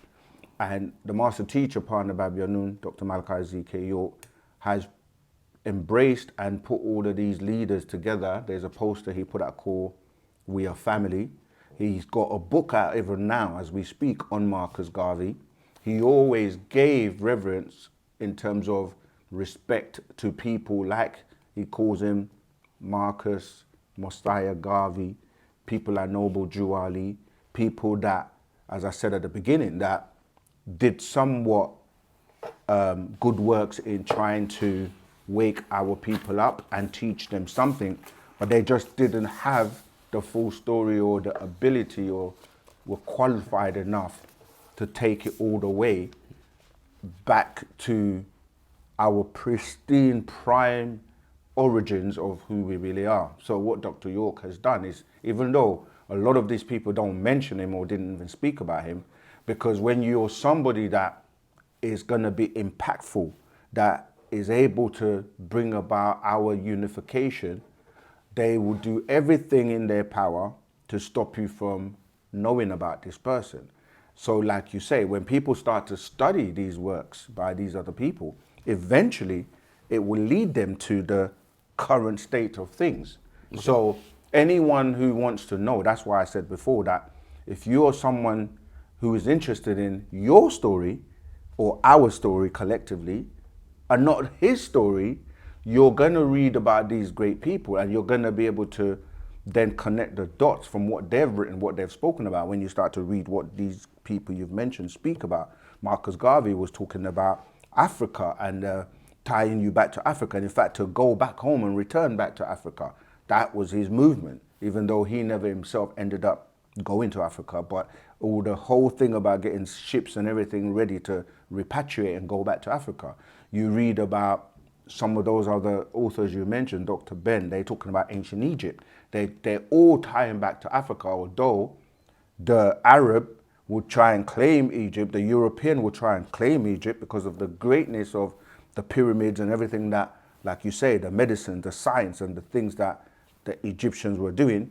But what they will do is try to make you not recognize and realize that you are the Egyptians they're talking about. Yes. Because they've whitewashed everything. But when you go back and look at they find and dig up our ancestors' tombs, they take DNA, they look at the features, their lips. This is why the Greeks went about chopping off the noses of the statues and so forth, because anyone that has eyes will be able to connect the dots and see that this is dealing with our heritage. Yes. Yeah. So if you're someone who's studying and awake and you read about Noble Drew Ali or Marcus Garvey or Malcolm X or anyone who has not been tarnished or influenced by the European and the Arabs or other races, giving them his story, you're going to come across and tie the knots all the way back to Africa. Yes. And that's what's happening now, that the true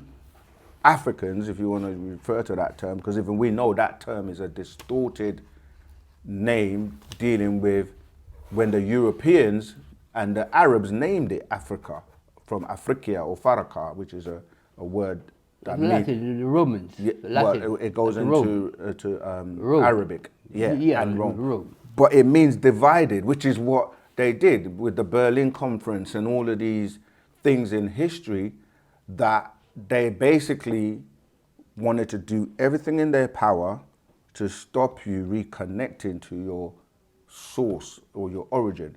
Yeah. And when Dr. York came on the scene, that's what he did. He started to tell us and write and break down information about all our leaders. I've tried to do this, but to let you know that he is that final frontier in terms of now taking it to where we need to go now and the future. Right. Now, again, like I said to you, like when we started the evening discussion, and I said to you that there are people like myself, other people like me out there, and we talk about Africa all the time for the last 17 years. Yeah.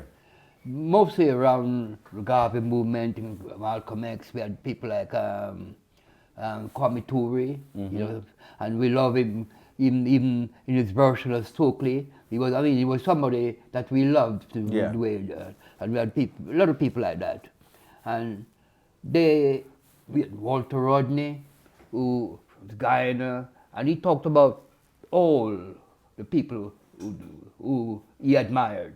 What I'm saying to you now, that the guy with this knowledge and the amount of works that he's done and was able to translate certain things, I'm saying to you, I didn't know, in my lifetime, major shocks from basic discovery was written. Example, Anta Diop was writing and was being critical of the Europeanization of African historical civilization. And he looked, there was a pharaoh that is showed the head of the pharaoh. And something as simple as the pharaoh had tribal marks, which was from the Ga. And there's people in the same region to this day with the same tribal mark.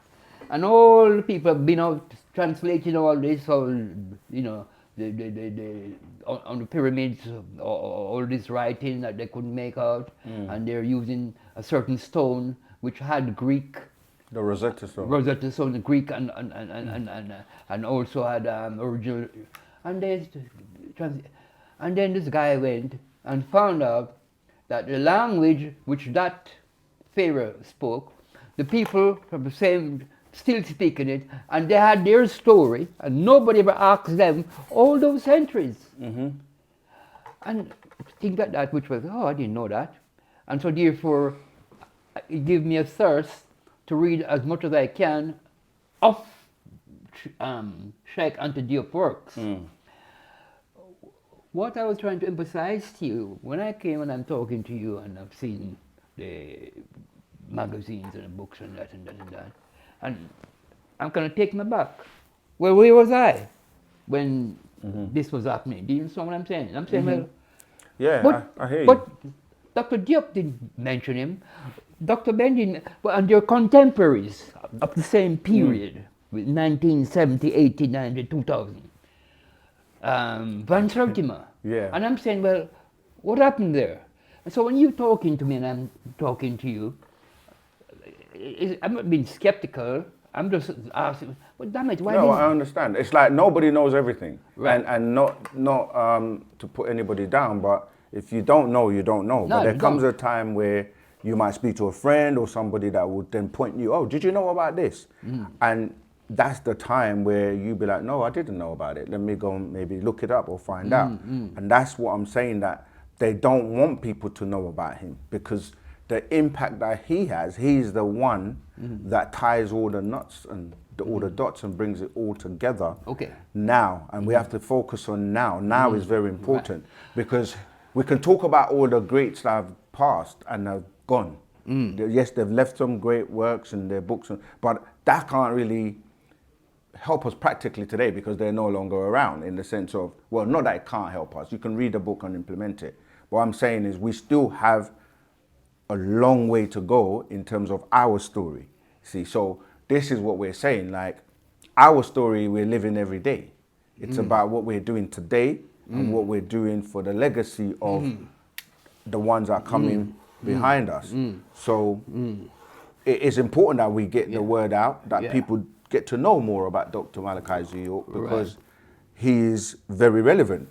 And that's why they try to hide him, and nobody talks about him in the sense of, when I say mainstream, they only speak about him or try to speak about him in a negative way.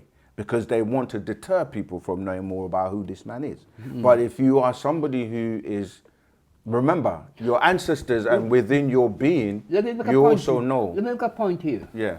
Do you realize, I read a lot, negative, positive, I just read things to do with black history and black people and so forth. Yeah. Whether it's rappers and what their images in America, people like Snoop Dogg and you name the artists. Right.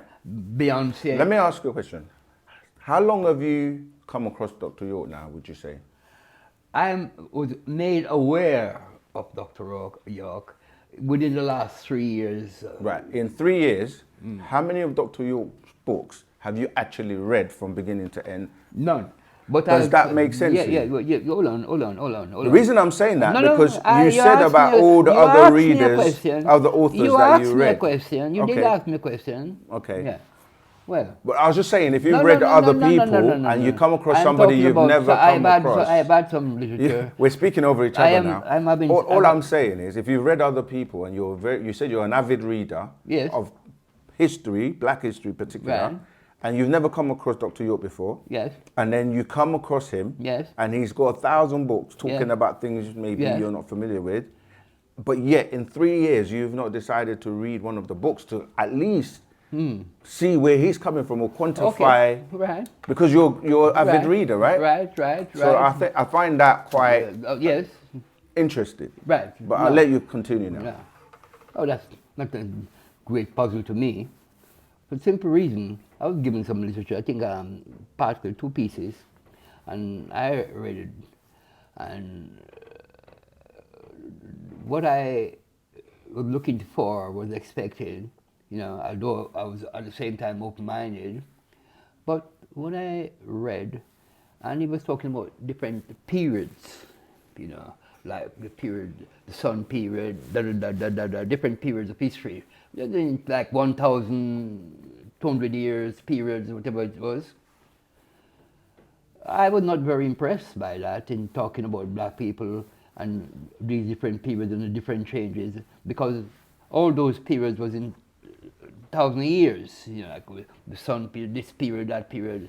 And I thought, well, in my head, that if you looked at the Greek civilization, when the Greek had some kind of a ascendancy, then you look at the Roman Empire, which is, about 2,200 years at their peak, and you look back and you look at what happened in Islam and so forth, and you watch like the Mongol Empire and so forth, until recently we had the Soviet Empire and the American Empire and so forth.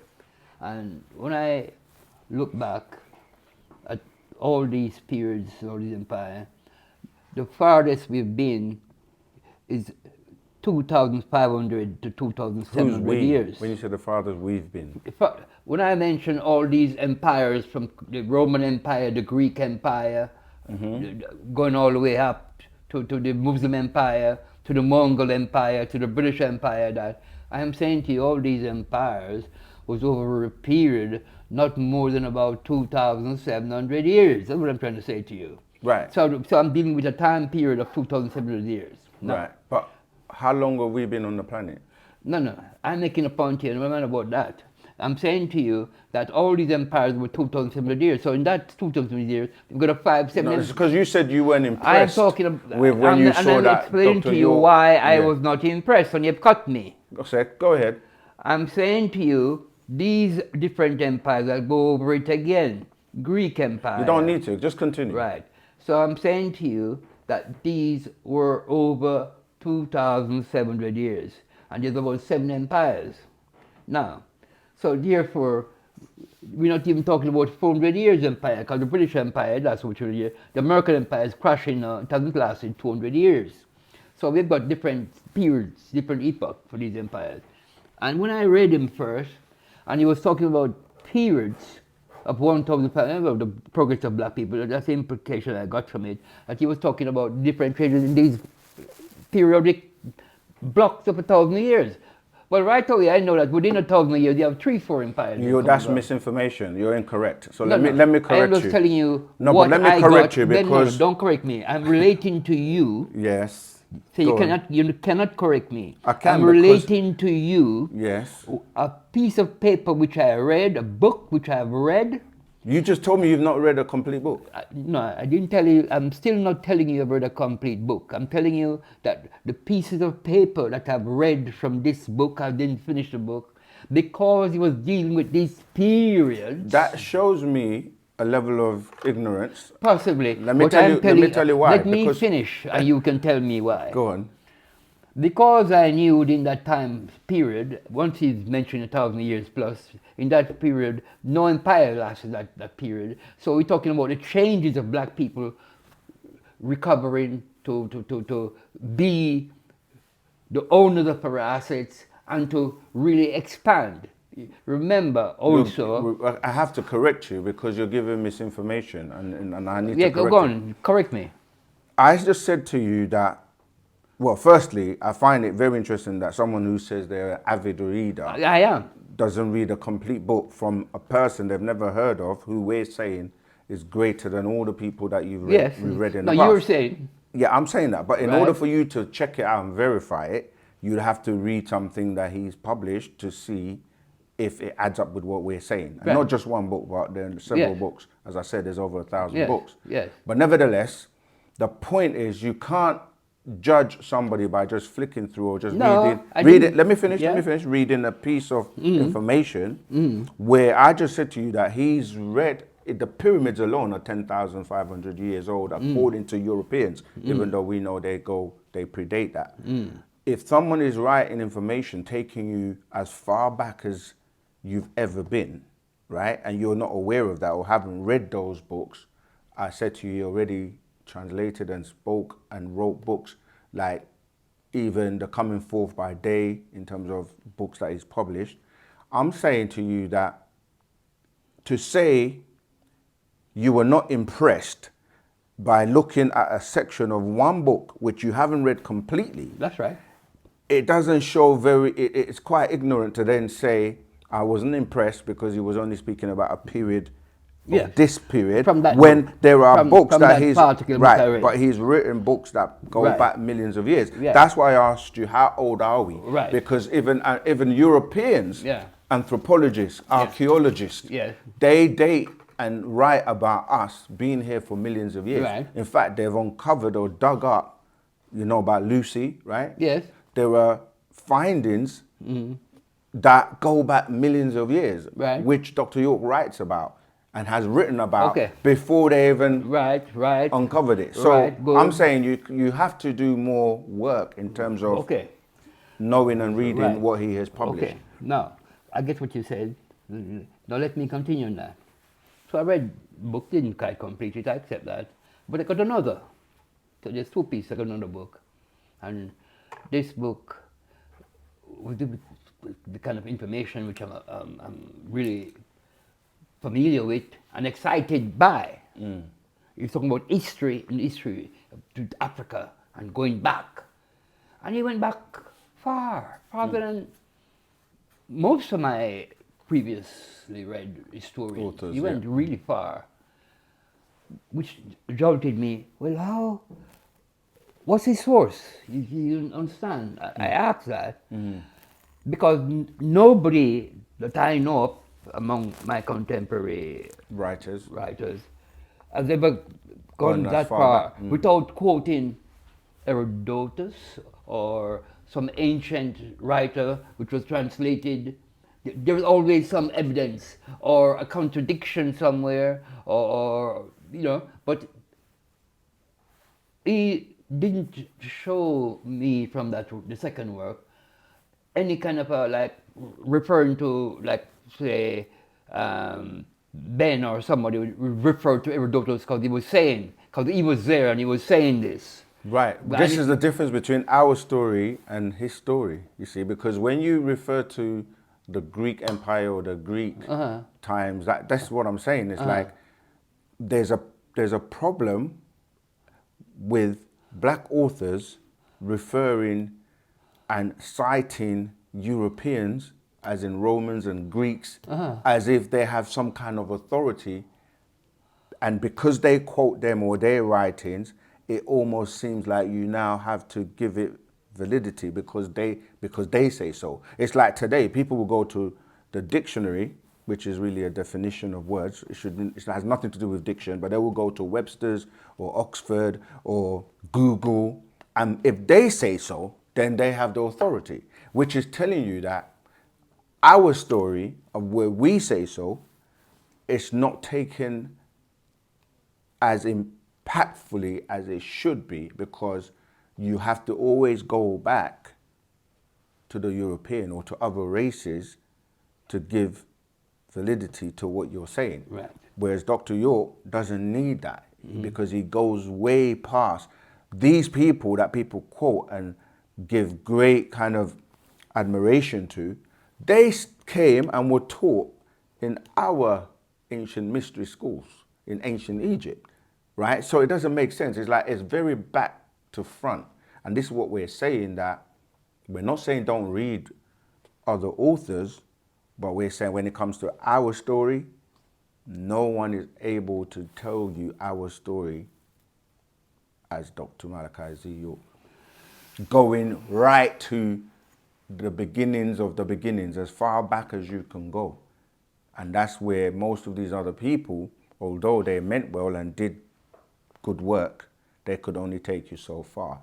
Remember, I said at the beginning, our ancestors go all the way to the stars. I've been mindful not to really take it outside of our conversation, but we go back to the Orion and to the Sirius constellations, and we came here, and that the language, the civilization, everything came from there here. This is what people are calling heaven and the whole concept of religion.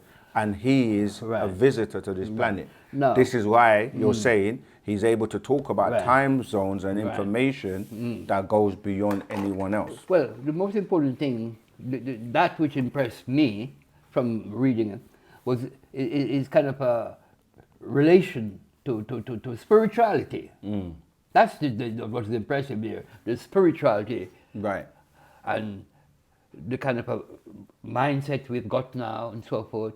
And I can relate to that. So I thought, well, right, this guy understands certain things and so forth. And I'm watching, but at the same time, I didn't get about 10 books. I want to read what he said.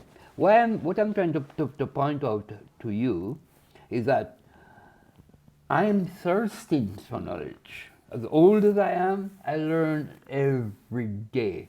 I've learned up to a couple of weeks ago of a city which was found in the middle of Africa, that when they came and saw it, they were associating its origin with some foreigner had come to Africa and made it. And it was such that they drawn and painted it, and they spent weeks dismantling it. The walls. Of course. This is to hide the evidence. No. This is what I'm saying to you. They come when they discover, or should I say uncover things.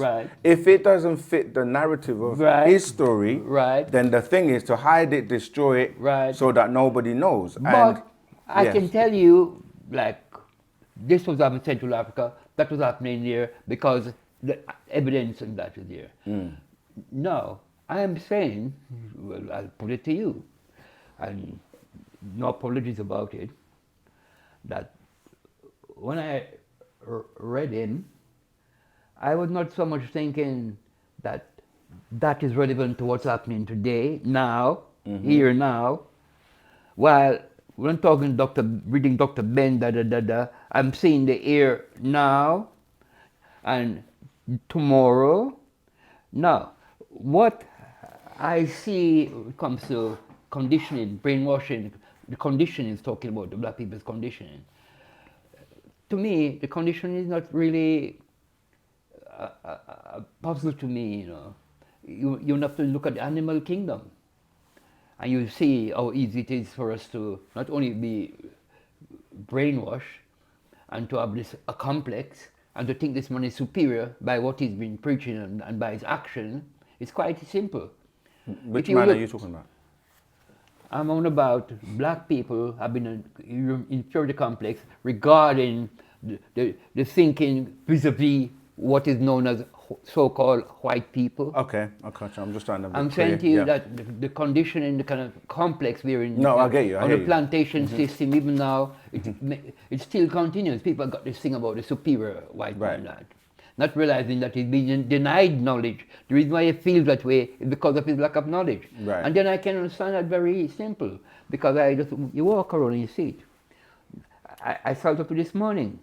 The looking quick point at I a want to fox. touch on that you mentioned about Dr. York's spirituality aspect in his writings is because in order for you as a being to get the full circumference of knowledge, you have to address the unknown, which people refer to as spirituality, or and then you have to address the physical. So a circle represents 360 degrees, so you have to have 360 degrees or full circumference of spiritual information or unseen information, and the same with the physical information, to put them together to be able to address and deal with everything. So he is a 720 degree being because he's mastered both worlds of the spiritual as well as the physical, which covers all the things we need to do, physically.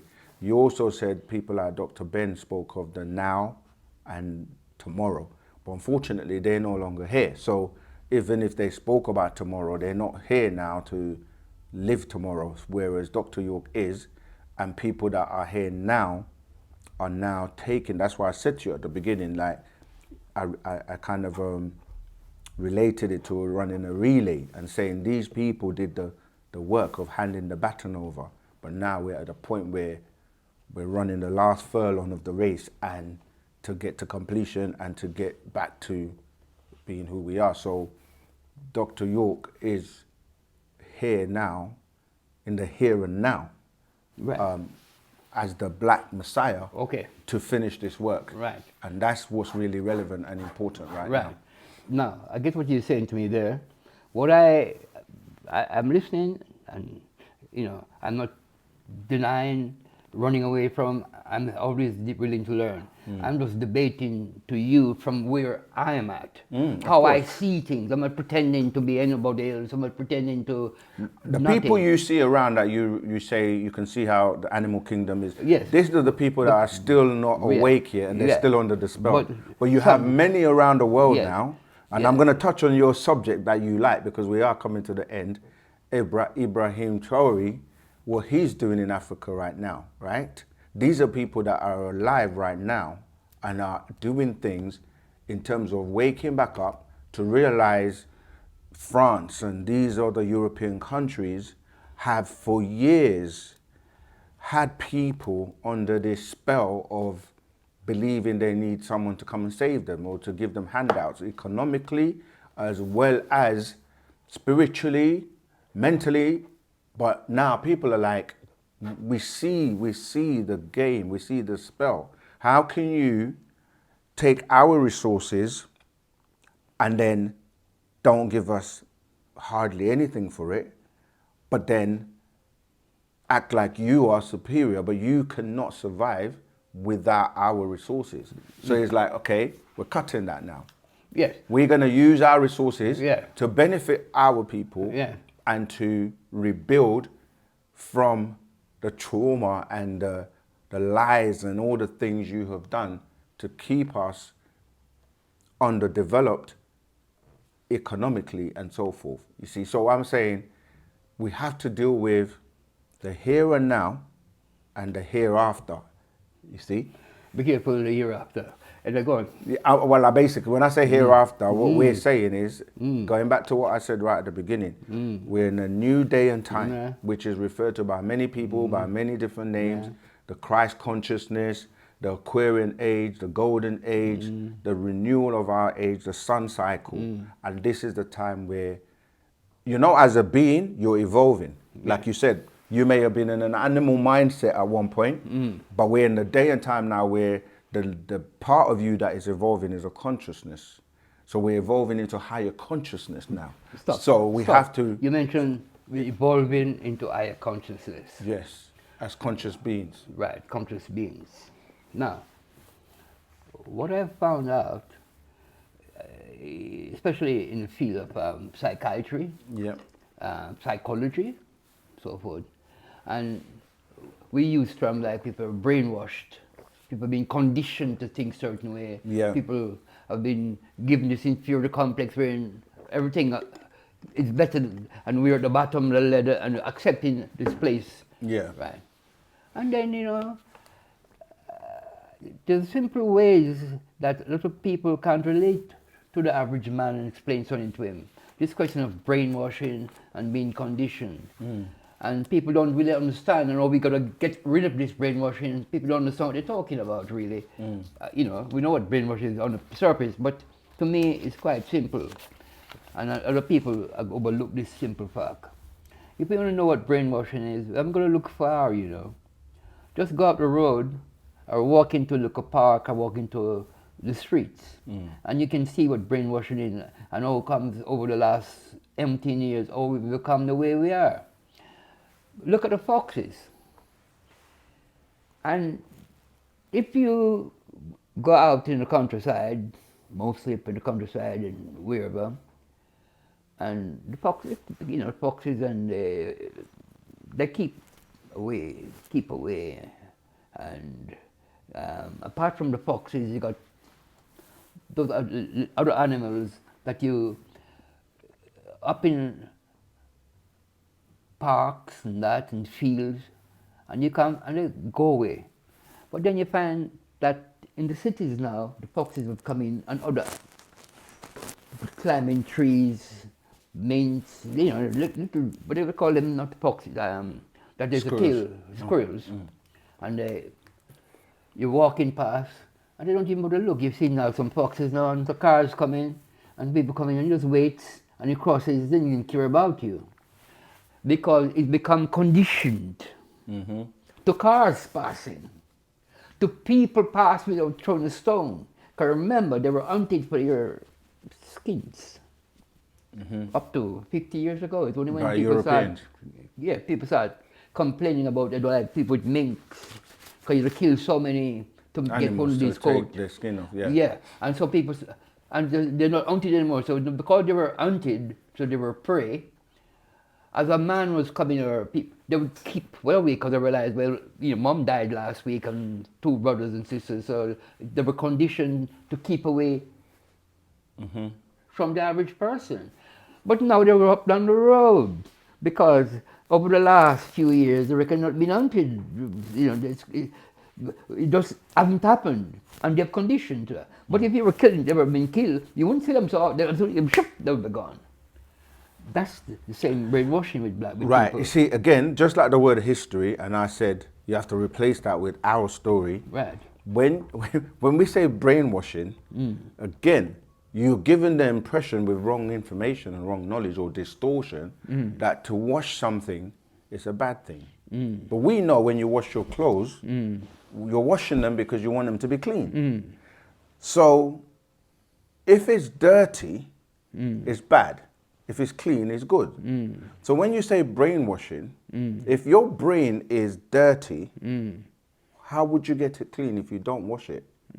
So brainwashing is actually a good term because you're washing the filth and the dirt that you've been programmed with all your life, which is wrong information, misinformation, or trick knowledge, which is technology.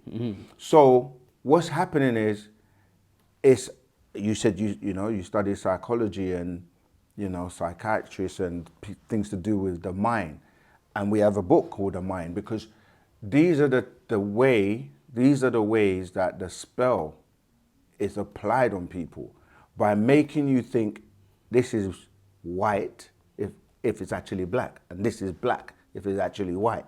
So it turns logic upside down. So when somebody hears the word brainwashing, oh, don't go over there and listen to that teacher, Dr. York, because he's going to brainwash you. But in actuality, what you're saying is he's going to help you make your brain clean because he's going to wipe away the misinformation and the knowledge that is wrong.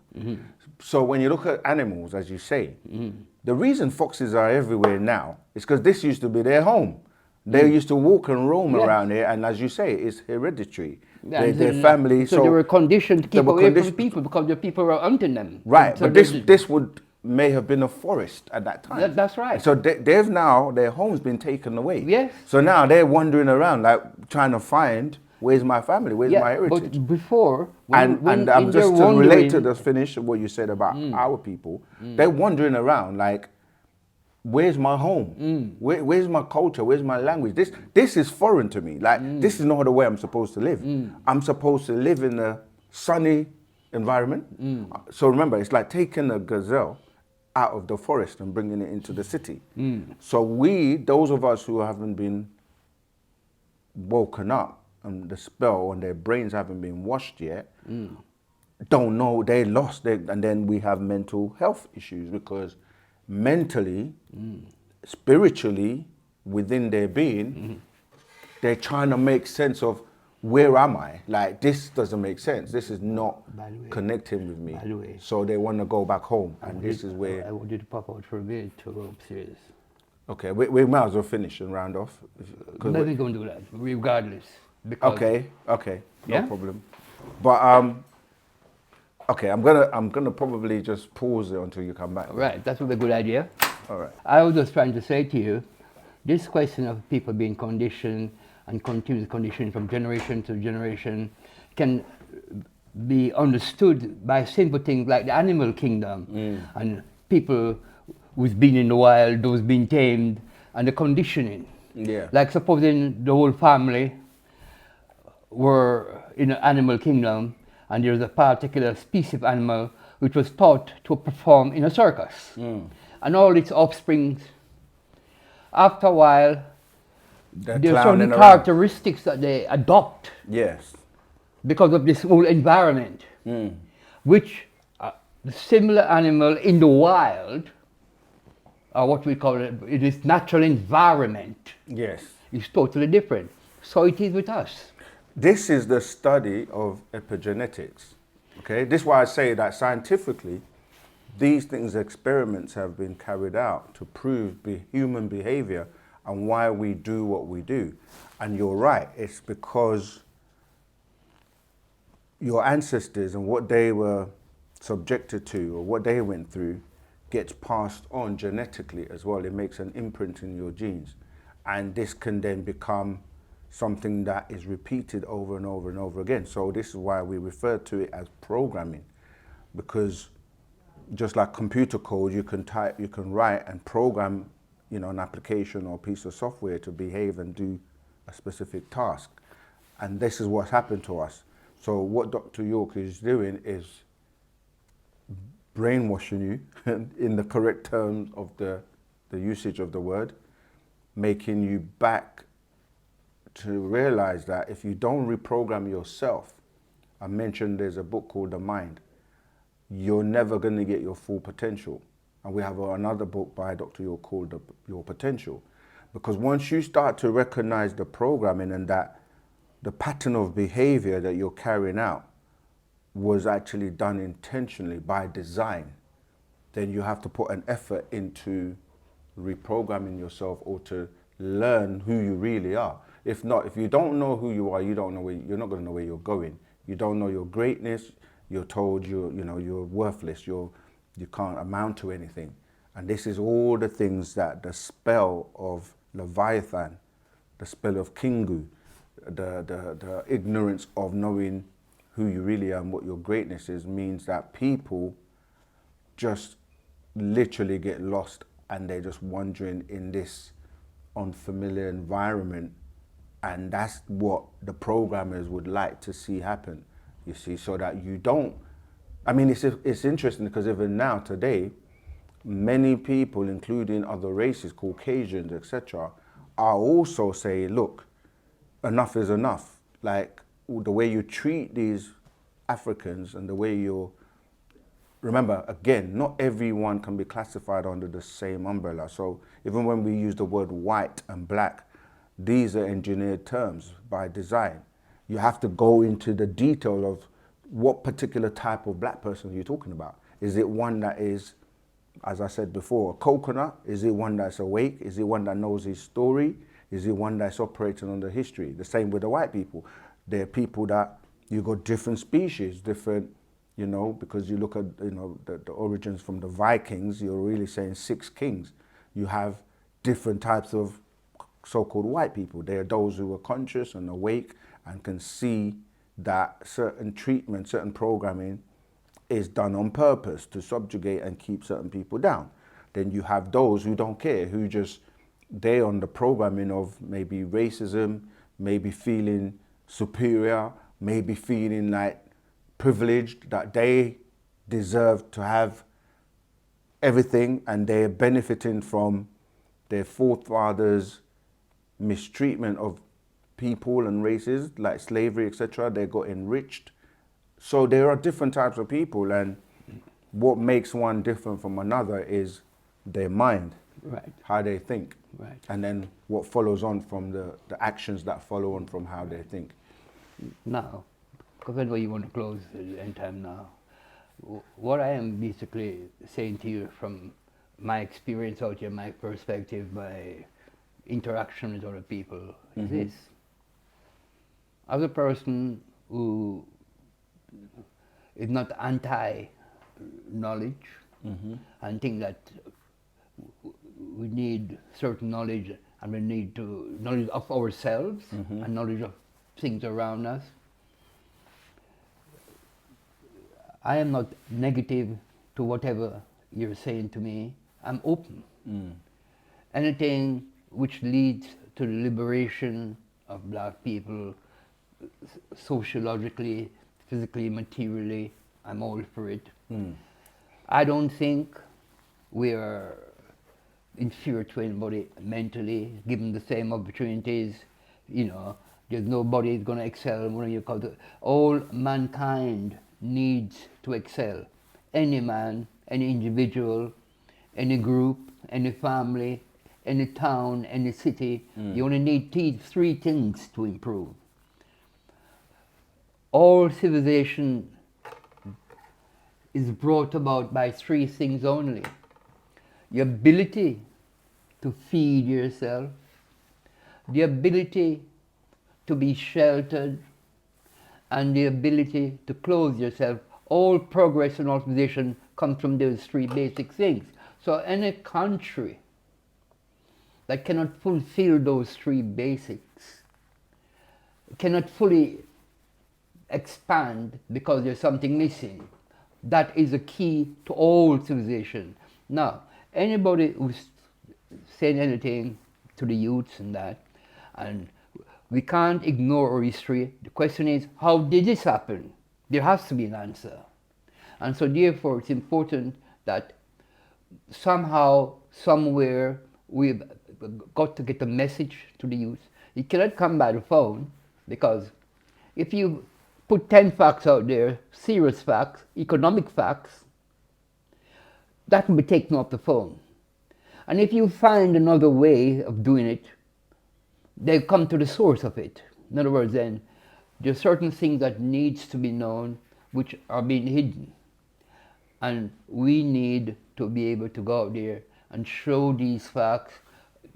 How do you satisfy these 3 necessities for progress? Okay, so what you've just said there is really, again, basic economic curriculum that is taught in economics, literally food, shelter, and clothing. But the thing is, again, who's teaching you this, and things evolve. So, meaning, I'm agreeing with you, you need food, shelter, and clothing. Right. But now, today, we have to add more to that with more knowledge. So you need communication now, because we're far apart from each other, right? You need transportation, because yes, you can have food, you can have clothing, you can have food, you can have shelter, and you can have clothing. That works if you're in one place. But if you need to move around, you need transportation. If you need to communicate with people across the world, you need telecommunications. Yeah. Let me land, because I'm agreeing with you in the sense of food, shelter, and clothing. But in order for you to have that and provide that, you also need to have the mind to be able to to produce the food, to produce the shelter, and to produce the clothing. So your mind is so important, and this is why we say knowledge of self is so important, because yes, I can teach you you need food, shelter, and clothing, but if you don't have the means and the know-how to produce food, shelter, and clothing, then how are you going to be able to do that? So I'm saying there are aspects to the knowledge and the mind, and that's why we say knowledge is power, because those who have the knowledge to produce the food and the shelter and the clothing are always going to be more powerful than those who don't. Right. Now, I hear what you said to me. The term food, shelter, and clothing are actual practical terms and also political terms. Now, when one says food, shelter, and clothing, we're going to go back to our great boy who's here and who taught us much before they killed him. Malcolm thought a long time ago, and that was his gift to us, that anywhere you go in the world, and if you want to know if a person is backward or progressive, you can find out quite easy. Anybody who is progressive and is considered rich are able to feed themselves, clothe themselves, and shelter themselves. Any nation which lacks one of the three is called undeveloped. In other words, this terminology of food, shelter, and clothing, it means if you can satisfy those in a society that can satisfy those three basic needs, nothing's stopping you from progressing. That's what that meant. I agree with you, but what I'm saying is, again, the programming is so important, because that is kind of saying if someone is able to, because think about it, we in Africa, this is what I was saying before colonization, before enslavement, we were feeding ourselves, we had shelter, we were clothing ourselves, not just ourselves, but we embraced and helped to feed other people who were not civilized, by civilizing them and teaching them how to do what we are able to do, how to feed, shelter, and clothe themselves. In fact, that's how we were able to civilize the entire world. Everybody will tell you Egypt is the cradle of civilization. And so what I'm saying is, why? Because we had intelligence.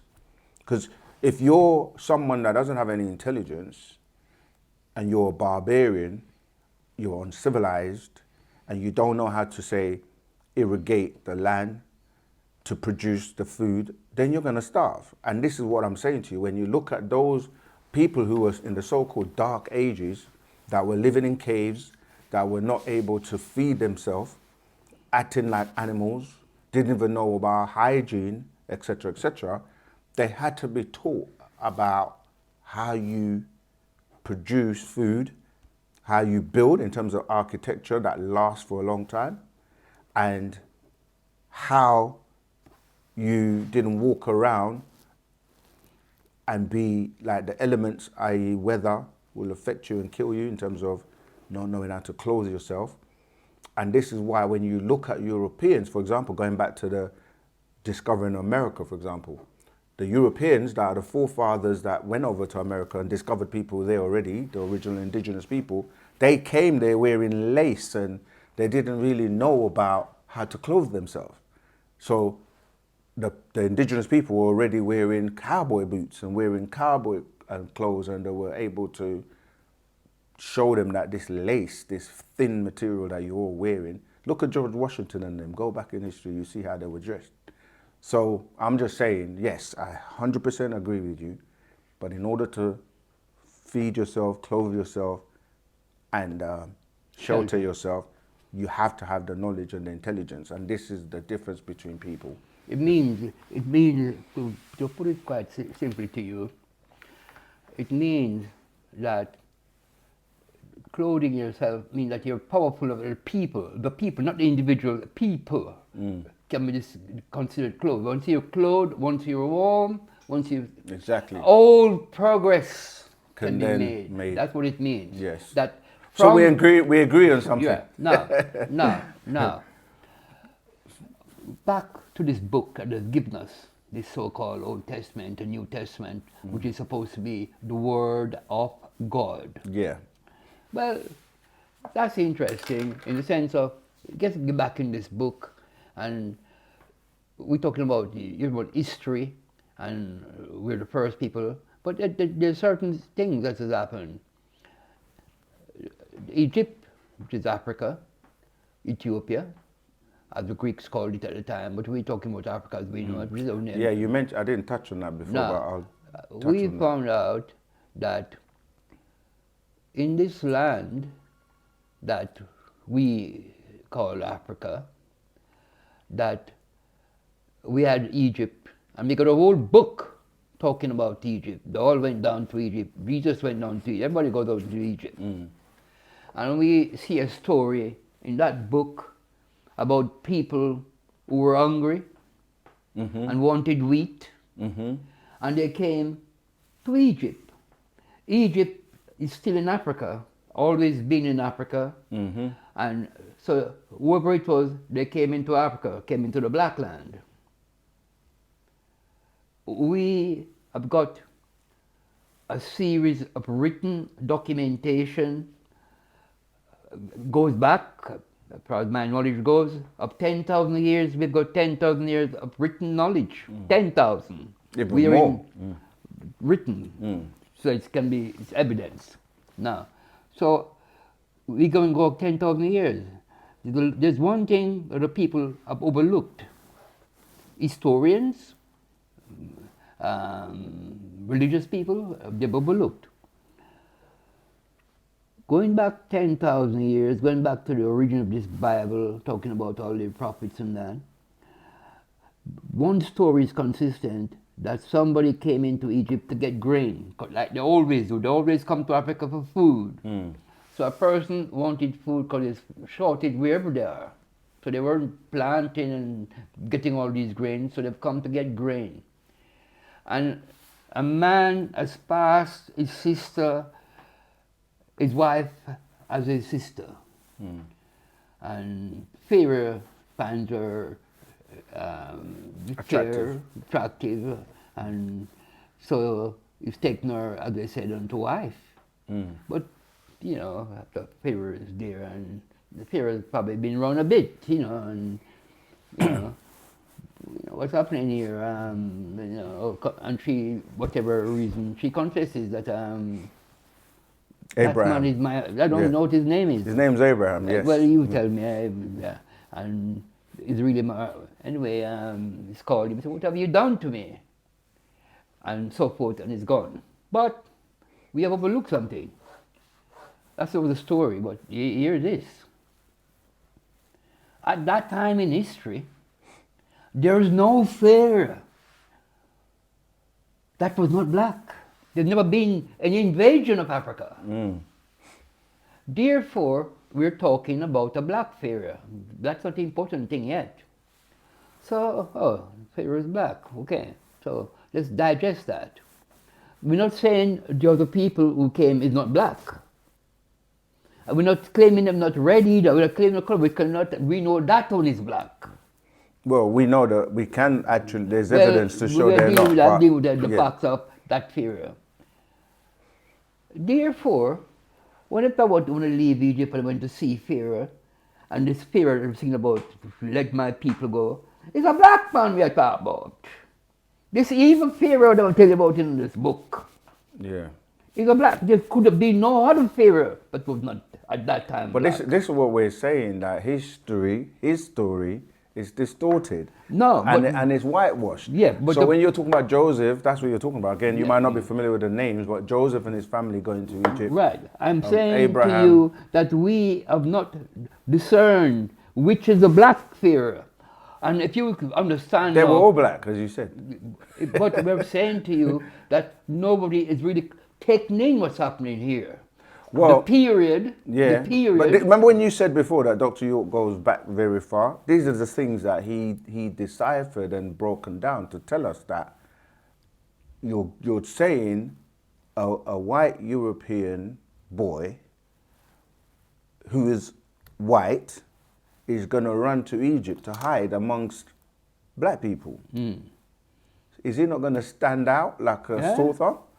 Abraham, who was the first thing he did was lying about his wife. So he's a coward. So there's characteristics of these people that they're destitute because they need food. As you said, they need to hide, which is shelter, right? In the case of Jesus. And then they paint this picture of these people that are called the Israelites. God's people? God's people. They're Israelites. They're good people, but the Egyptians are bad people. Yeah. They Let worship. my people go. Exactly. It's again a distortion of the actual truth and the This fear facts. has got them So we making have pyramids for years and slavery of straw, but it must have been covered over with stones. Yeah, and then God, the Savior, who can't stop these calamities of hunger, of Herod trying to kill the Savior, God's Son, God suddenly doesn't have any power to do anything about Herod, but he has the power to click his fingers and create the whole world in 6 days. But yet he cannot get rid of Herod, and says you have to wait till he dies before coming back.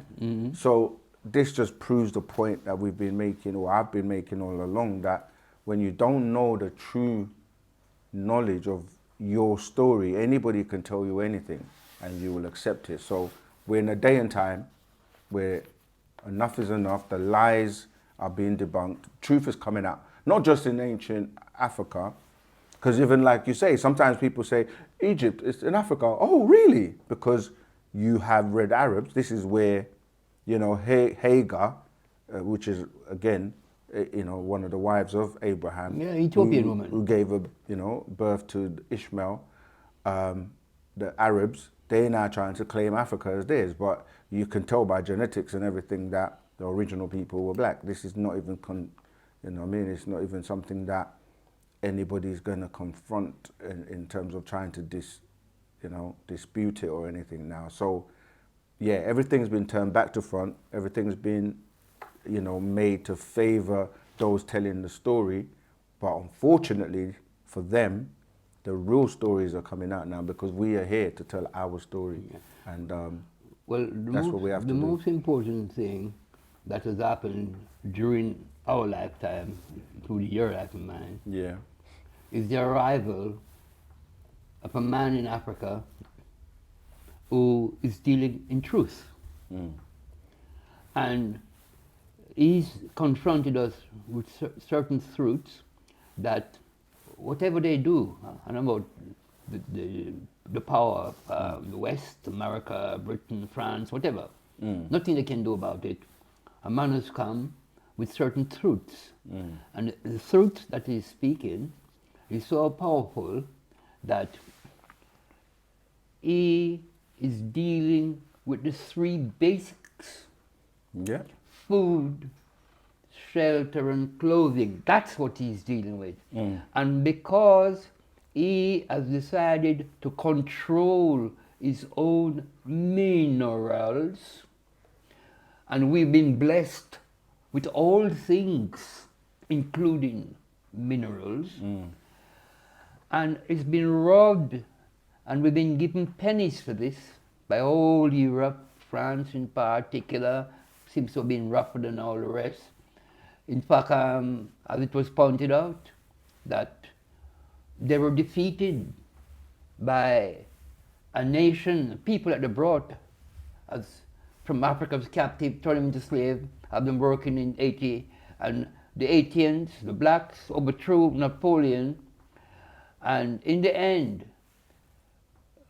when they were supposed to be independent, France wanted them to pay reparation for being conquered and enslaved. Now, we're at a point now we're in, that's history. We're aware they're going to get out. So all that billions that they've been taking, all the trillions over the last 100 years and more, they can't take it anymore as long as the philosophy and the knowledge that theory has unleashed, not by talking about it. We've got plenty of talkers. They didn't say anything wrong, but they try to inspire us. But along comes a man who is practicalizing what was implementation. spoken of. Yes. Absolutely. And you're right. I mean, remember, you said during our conversation that empires come and they fall and they go. Yes. We mentioned the Greek Empire, the ancient Babylon, the Babylonian Empire. Yes, and the Syrians and so forth. But this was a time period that was also prophesied. This is where the new Babylon Empire is falling. Because when you're talking about the West and America and so forth, this is an empire falling, and it's got to the point I have where... no doubt about it. Right. Because So now it's time of practical application. He's not the only one to have done this in the past, because we had people who were Right. talking and who planned, and they were all killed. Right. A man comes. Let me finish. He's doing. Yeah, he's doing, and I'm saying it coincides with this time period, and you've heard about Black Wall Street and other times where we were flourishing and They were destroyed. They were destroyed. So this today is coinciding with this new cycle of the renewal of our story and us now getting back into our glory as supreme beings and starting to do things. It cannot be reversed. It cannot be reversed. And all I would say is, if you think what Ibrahim's doing is great, as you see, it's influencing other leaders, and I'm saying just watch the space for where we're actually going to go in terms of what Dr. York is going to do, right? We're still telling our story. It's still unfolding, but it's great to see that we have people now across the continent, which is something that Dr. York spoke about anyway and wrote about, that with the coming of the sun cycle, those in Africa that have what we call a full soul, they're going to be the ones to wake up first, because they're going to be ignited first because of the time we're in, the sun cycle, with him coming as the Son of Righteousness with healing in his wings, which is mentioned in the books of Malachi chapter 4 verse 2. So this is just the beginning. It's not even, we're just scratching the surface with people like Ibrahim, but there's more to come. And all I would say to conclude our conversation today is, if you don't know about Dr. York, start to seek him out, read the books, look at the works that he has done, and be prepared for the future, because this is just the beginning. There's so much more to come. Mm-hmm. Well, what I'm going to say is this to that. I grew up, there were black people waiting for the second coming. Trust me, I've seen it. It's here. I finished and done. It's here. Pleasure speaking to you. And it was Second coming, very, it's here. It's here. This is it. It's arrived. Yeah. And no doubt why those we with call eyes, him, let them see. Let them see. Why we call him the Black Messiah. Until next time, Wadu.